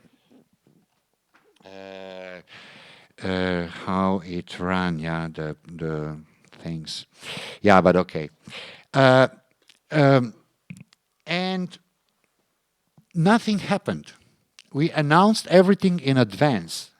The information was published by, I don't know, French press agency, the German one, the Russian one, and so on. So they knew everything. We did some interviews in advance and so on. So it would be easy to stop us, at the Sheremetyevo airport or whatever. But we were lucky that no one took us really seriously. So that was our advantage at that time. Yeah. Good. Fast forward. This robot became our dancer, our balletica internetica dancer instead of me. I think I didn't perform anymore online. We took a bit bigger robot, a very stupid robot. I mean, it could do a couple of things, but not a lot. And then we decided to make several versions of this balletica internetica. This was balletica automobilica. It was done on a resting place on a highway, and was a kind of a training, a kind of a rehearsal for us to use the wireless technology. What you see left and right are baby surveillance cameras. This is what you put in your baby room where the babies are really small so that you hear them when they cry and you see them and you can then control them from another room. And they use a 2.4 gigahertz wireless technology, so it's easy to broadcast the thing. And we bought some toy cars that were driving around these cameras, and that was kind of a testing structure. And then we went further. We decided, if we were already in the Bolshoi, let's go to La Scala in Milan. La Scala was also closed for renovation, and they were particularly proud on their kitchen, on their new kitchen, and there was a whole article in the newspaper how this huge kitchen will produce food for dancers, because food for dancers and singers and opera, this is super important, because the artists, they have to consume food and good food in order to perform. So we went there. With 2 cars and 2 baby surveillance cameras in a minivan disguised as a pizza delivery car, controlling the robot and cars from inside, exploring the kitchen, dancing with the robot, and you also have the whole thing on online. And lots of material. It was a very beautiful experience as well. And I could really relax. And then we became famous. By being famous means you are invited elsewhere to do illegal things, in their production. So we were invited to Belgrade, Serbia, and we decided for the office of the ballet director of the National Ballet Theater. We decided to enter his office in the night. We had an internal collaborator, so it was pretty safe. and we entered the space as two electricians of a non-existing company, Elektroda, Branimir Protonovic and Igor Neutronovic. So we had these yellow overalls, we had yellow suitcases for our electricity things, but inside, of course, there were laptops and other things. This is from an exhibition in Škuc Gallery where we later exhibited things, so you can see approximately how we looked like. So we were really professionally prepared, and we had all the plans and everything inside. We had an exhibition at that time also in one ozone gallery in Belgrade. So there were billboards and posters, and we were, again, not hiding anything, yeah? So was lots of fun. We brought him things. We brought him Bojana's book as a present, and we put it on his bookshelf. We brought him, how are these called? Ballet shoes? The shoes, they are not shoes, but they are something else, like this classical ballet. Yeah. And we left it there. We explored his whole, he was a fan of Partizan football club, and he had this kind of memorabilia in his, we found certain accounts. This is an account for a restaurant that we found there, and so on. We played chess because he had magnetic chess in his room. We went through his books. Ballet Dramaturgy is the title of this book, but this is in Cyrillic, and so on. We were smoking cigarettes, as you do. This is a, here you see Bojana's, even Brane was smoking. It was crazy, yeah. We brought lots of toys and stuff like that. And we were broadcasting live online on the internet and in this gallery in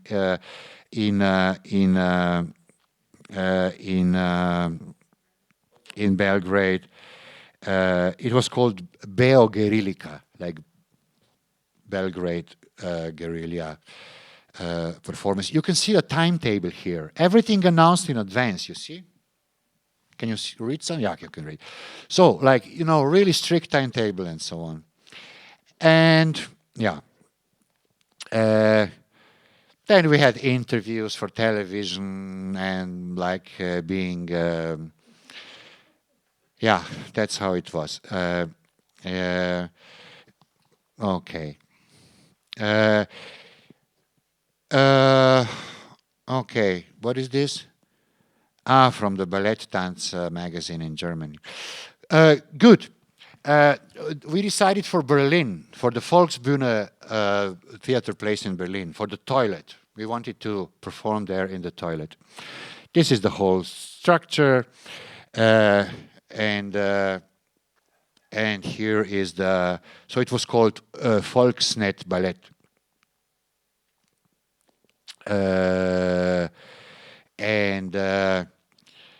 As you can imagine, Volksbühne is an open place. It always was, so there's easy to go to the toilet to do the setup there. We even had like 10 little robots and one big one, because we wanted to make this kind of a Volksdramaturgy, you know, to have a Volk, and if you have a Volk, you need a Führer, né?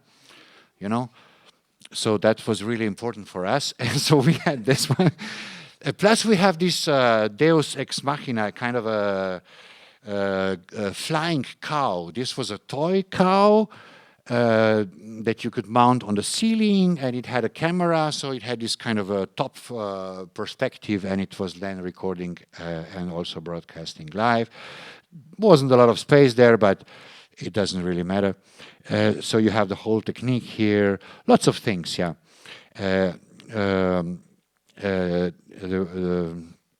And a beautiful experience. I have to be quick now. Lots of nice pictures. Some of them we took there, some are screenshots, but That's the thing. I will briefly mention the Hong Kong version. There's a Lipo Center and a festival in Hong Kong, so they wanted to have us there. This is a beautiful tower, you see? It's like the panda tower, so you have like pandas hugging the tree, you see how it's done? We were invited to perform in Dresden, Germany, actually, but we couldn't because we were in Hong Kong at that time. So we decided to broadcast from Hong Kong to Dresden.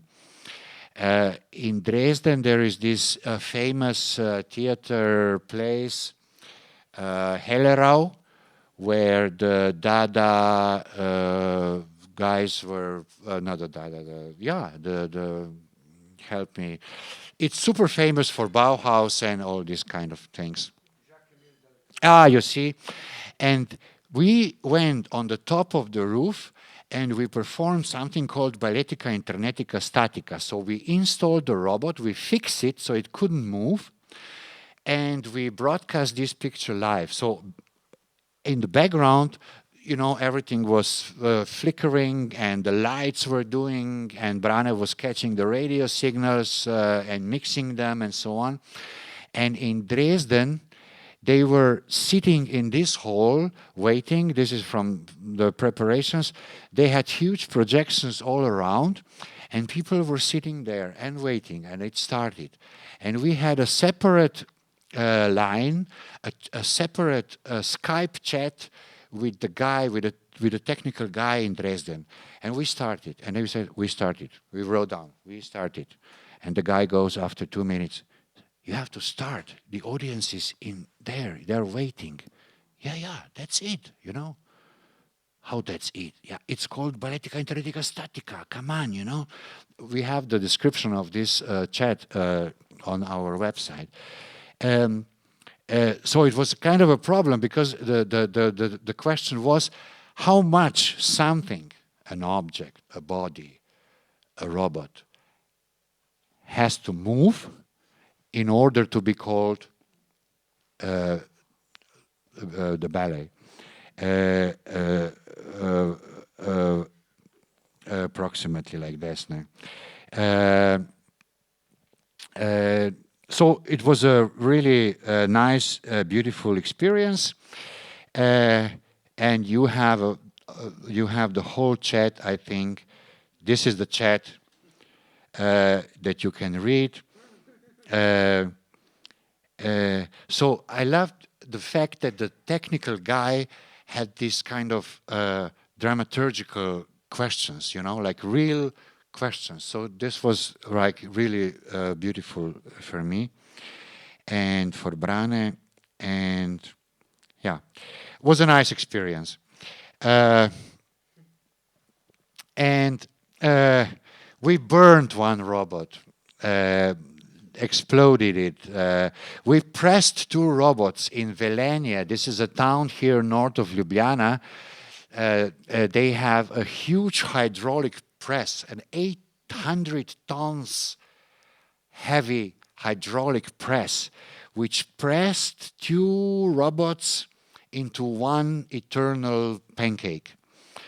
Very, you know, like slow lowering hydraulic press. The guy who was operating the machine was almost crying.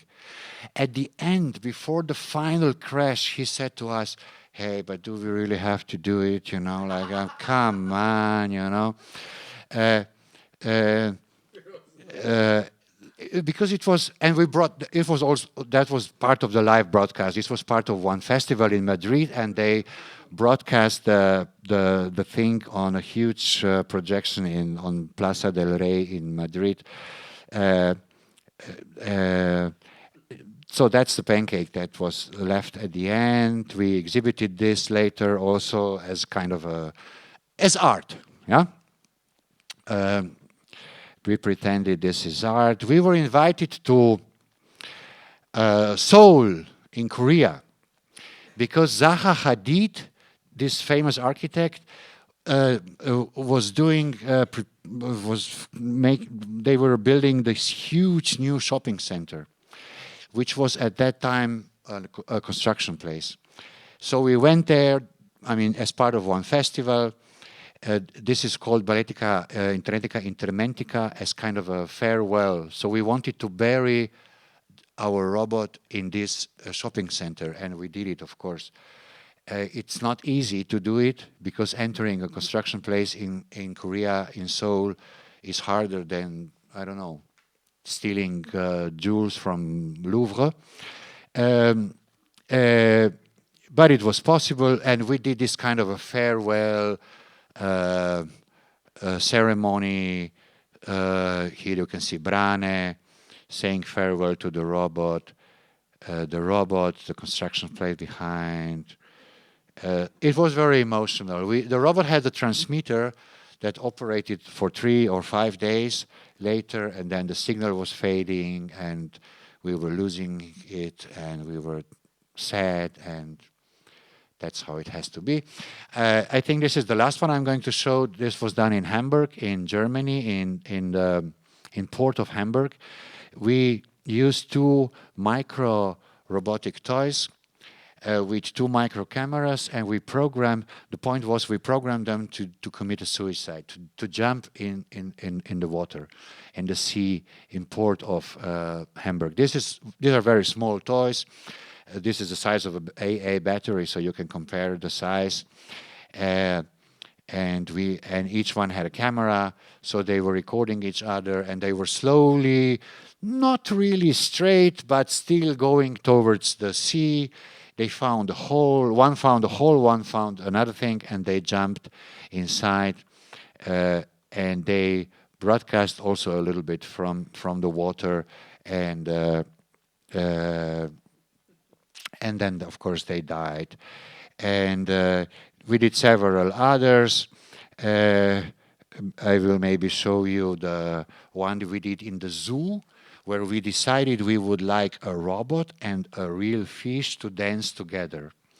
So we took a fish tank, all under the supervision of professional biologists in the zoo, because they had some remarks regarding the fish. It was a goldfish, but at the end we managed to do it safe. And we had a remote control submarine toy, approximately the size of a fish.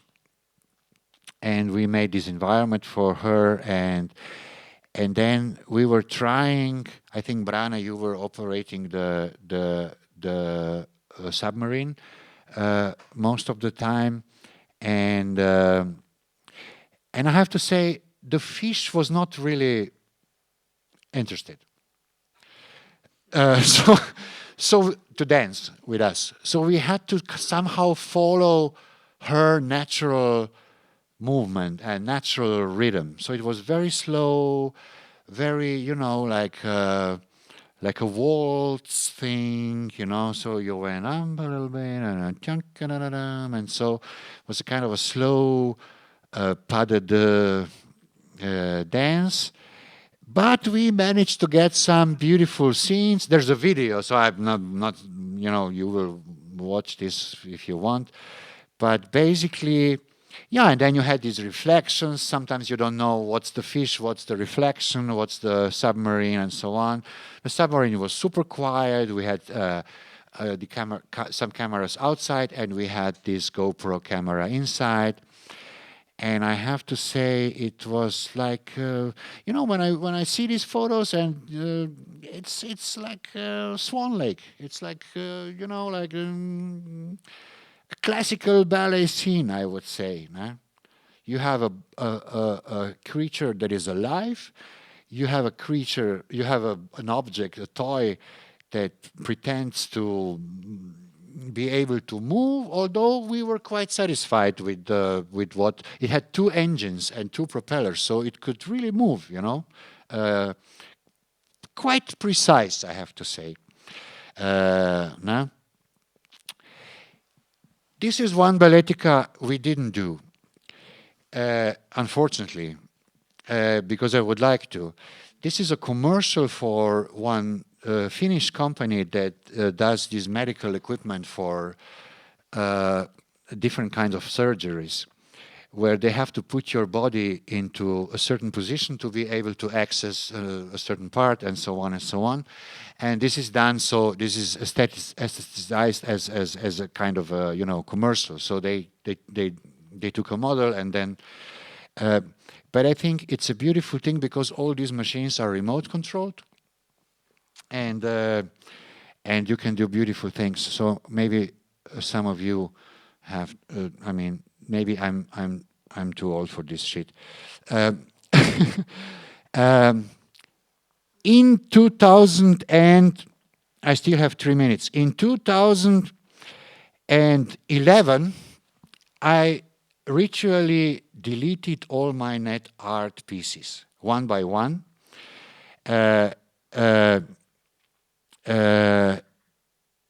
Because of several reasons, but the main point is that I see this kind of creation. If you as an artist, if you have a right to create something, you also have a right to decreate it, to decompose it. And this is kind of a natural rhythm of an artwork, So it's like breathing in and out. So there are several heavy discussions how to preserve and archive digital works of art. And this is one way to do it. So you just delete them. You erase them from the server, and the problem is done. They called me stupid. They say it's a midlife crisis. And, there were several wonderful discussions that are, also online discussions. So there's a whole Facebook discussion online. There are some other things you can read here, and you can go through if you want to go into some details. And I have to say, it's a kind of relief, You get rid of your things. You also say how the song goes. If you love someone, set it free, set him free. Let it go. So I think that's kind of important. But I also did it because of technical reasons, because you have to restore your code all the time to be able to work in contemporary browsers, and I didn't want to do that anymore. So that's why I decided to delete them, and after deleting them, I started my process, which is called de-digitalization. De-digitalization is not re-analogization, but it's kind of dealing with the remains, with dead remains of digital art. Last year at the Triennial of Contemporary Art in Modina Galleria in Ljubljana, I exhibited several pieces pretending to be art. So these are framed, dead electronic objects that once processed and produced net art, but are now out of function and are now only dead pieces of electronic junk. But if you put them in the right context, they start their new life again. They are today in Berlin because today the exhibition at the Neue Gesellschaft für Bildende Kunst starts in Berlin. Having these Balletica Internetica experiences, kind of guerrilla things, when we moved to Frankfurt, Germany, I found out that the Frankfurt art scene is the most hermetic art scene you can ever imagine. They never let you in, They protect their territory 100%.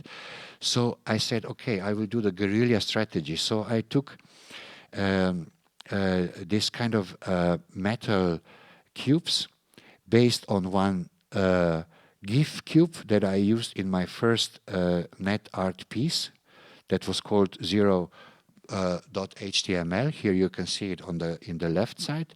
Then we did an augmented reality version of the cube together with Sakrovsky from Berlin. So, and then I wanted to have like real cubes, small cubes. I took the cubes and I went to several Frankfurt art galleries and museums, and I secretly exhibited. I left them there, and I documented the thing, so they are everywhere. Plus, I took videos with augmented reality cubes, and so I went there. I took the videos of augmented reality cubes, and then you can see this. So again, I was exhibiting in these places, although I wasn't legally invited, of course. No? So it's kind of a, yeah, yeah, okay. This is what I wanted to show you, and then before the end, I have to end now in 2 minutes. We decided to exhibit a huge one. I didn't have any intention to show you this, but since in Axioma Gallery in Ljubljana, we showed 2 years ago a huge 1 cubic meter large cube. So this cube went a long way. Okay, the last thing I will show you is the book. As part of my digitalization, I took the images from my net art pieces, JPEG and GIF images, and I converted them into Unicode text. Unicode is a special set of characters that the computer is using, and here you can see an example. And then I got a book of poems co-written by a machine and like myself. I was helping a little bit, but the machine was actually did the main part. It's hard to read it for us humans because we can't read the code. This is the same thing as singing the HTML in the opera. And then, but for a computer to read it by using a text-to-speech software, it's super easy because computer can, it just reads what it gets. Nah? Okay, that's it. Yeah, maybe because we have at one the streaming finishes. Igor, thank you very much. I would invite people to ask questions or maybe comment or certain things. We have 15 minutes. I would, yeah. Are there any? For me, I have to say, for me, yeah. Thank you, Igor. Thanks for the very good and hilarious presentation. I was wondering, how did you do the transcoding, the transfer of the HTML into the ballet movements and the choreographic part? What was the logic of this transfer, if there was? Okay, the logic was simple. Singing it is easy because you kind of follow the characters, although you come to a certain point where you don't know the name and then you can invent it or you will know it in another language and do it. Dancing it was a bit different. My dear Bojana told me at that time, and I still remember, perhaps you forgot, you told me a story about the very beginning of the Italian Commedia dell'arte, slowly transforming into ballet. And you told me a story, maybe you were lying to me, that they were performing several characters as well. That's true? So they were building with their bodies on stage in Commedia dell'arte when they wanted to give a message, like a text message, you know, that they built structures that looked like characters with their bodies. And then I said, okay, let's take this as a starting point. And then this was kind of a starting point, but that's the Baroque ballet. You see how I forget things? Okay, the start of Baroque ballet.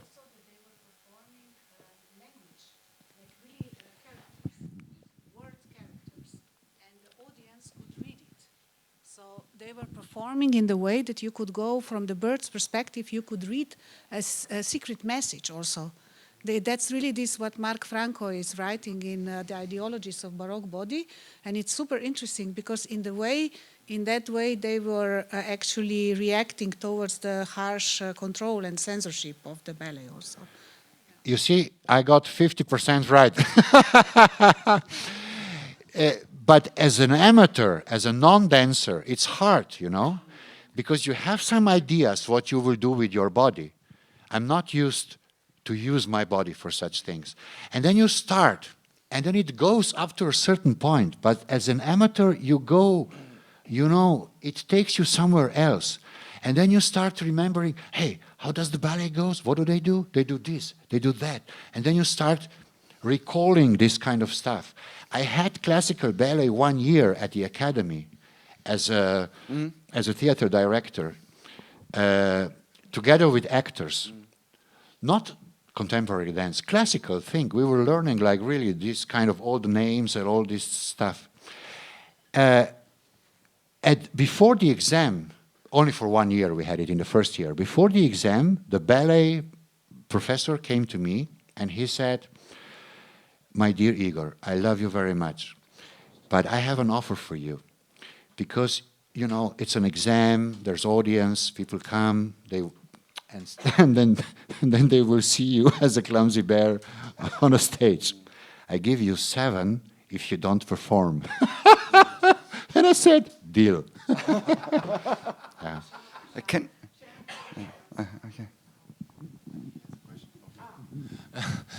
We don't have time. This is a question. Thank you so much for your presentation. I was very intrigued by all the times that you refer yourself as a non-something as a practice, non-musician, non-dancer. But at the same time, it feels like there was always like in this intrigued relation, even if it's a guerrilla mode, with art institutions. And at the same time being within art institutions and working within art institutions, and not so much of the times of the examples you gave were outside of art institutions. So I was curious, say, like, what would be the affirmative aspect of this right now, these days, of this non-something, if you would consider your something, in relation to the art institutions? Yeah. Being non gives you a certain liberty. So it gives you a certain anarchist point of view or a kind of a position where you are untouchable. And then you say, I don't care. So you don't have to think about your artistic career, your success, whether you will exhibit there or there, because the competition is hard, we are all trying this and that, and you know, like, and then, and this suits me very well, this kind of easiness of liberty is something I like, I enjoy. At the same time, I have to say that never, ever, never, wherever we performed or whatever I did in a kind of an illegal way, we never got any feedback or any feedback from the institution we were like invading. Never. Despite all the media attention and blah, blah, blah, and so on, but it's easy to ignore this.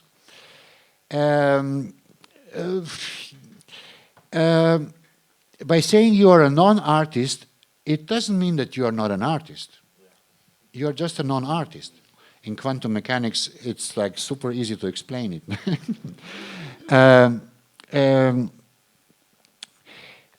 So it's a kind of a, you know, you have to position yourself, you have to put yourself in a certain part of in a certain context so that they understand what you mean by things. And what I prefer is what I think most is the freedom that it gives me. And I really am, how can I say, honestly, I really am in a position that I don't have to care about the institution and how and where I will exhibit or not, because it's enough of everything, so it's perfect. I don't have to complain. So I think it's the hardest thing is when you go to an opening or a premiere, or and then you have to small talk. You have to chat with people there. You don't know anyone. They don't know you. It happens to me a lot of time, and then it goes like, "Hi, what are you doing? Are you also an artist?" And then you have to say, "Yes, I am." And you have to say this in an art context, You have to say this at the exhibition of someone else's artist, and no one knows you. And if I hear something like this, "Yes, I'm an artist," then I go, "Wow, really? How do you know you are an artist? Who told you you're an artist? What do you have to do to call yourself an artist? Did someone give you like a paper saying, yes, you are an artist?" Everyone can say, "I'm an artist." It doesn't mean anything. So it's if there are people who know you and know your work and so on, it's easy. You don't have to introduce yourself. You can easily say, "Yes, I'm an artist," because this is a technical description. But otherwise, I have problems by saying I'm an artist.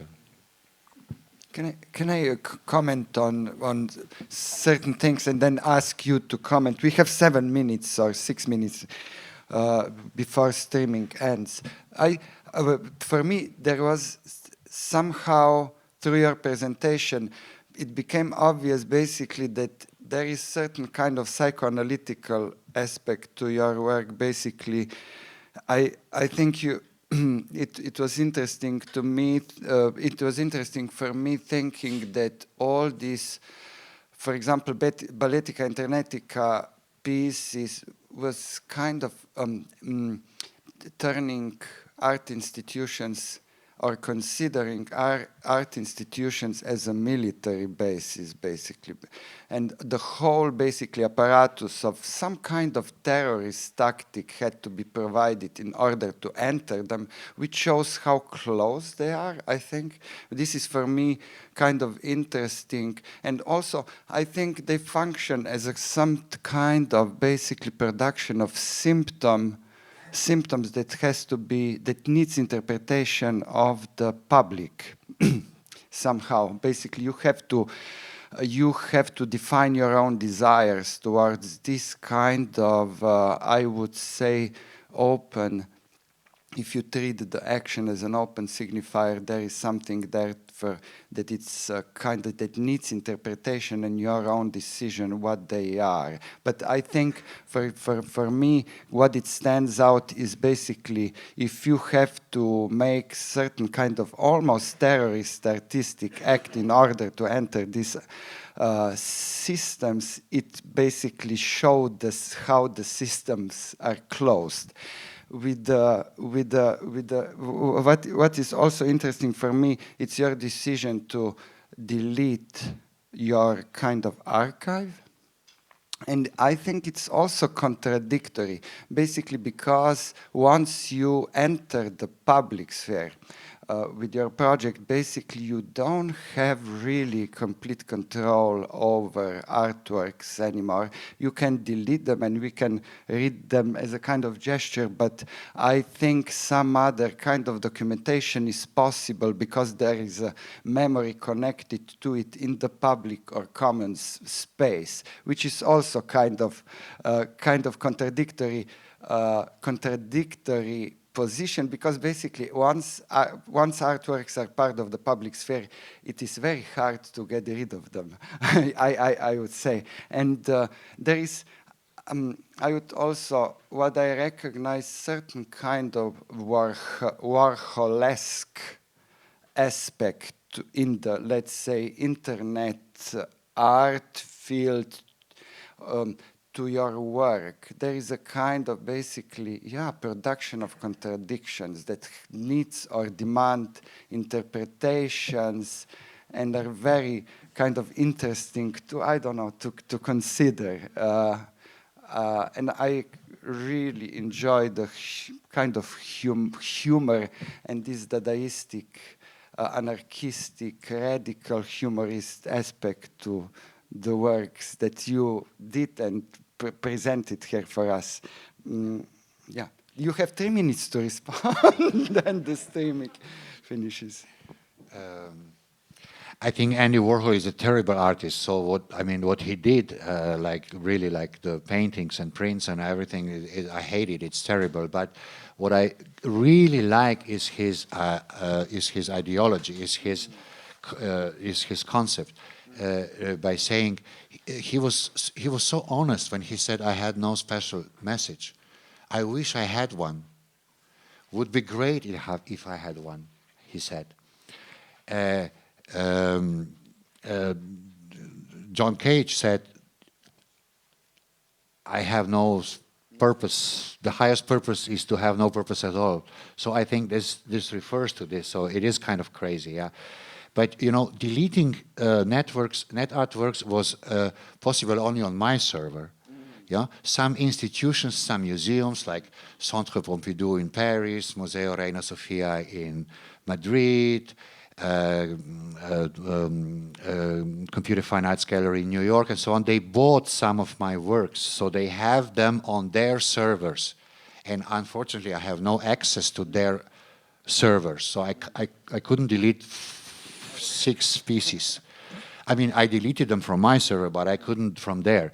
So they are still available there, although they are not working perfectly anymore. And then you have remains, you have pieces of files scattered all over the world on other servers that I had no access to, and I couldn't delete them. But I think that these remains, these small broken memories, pieces, they tell us more about the original work as a whole work that does not function anymore. Does not function anymore means that you have to reprogram. You have to go inside the code and reprogram for each version of the new browser.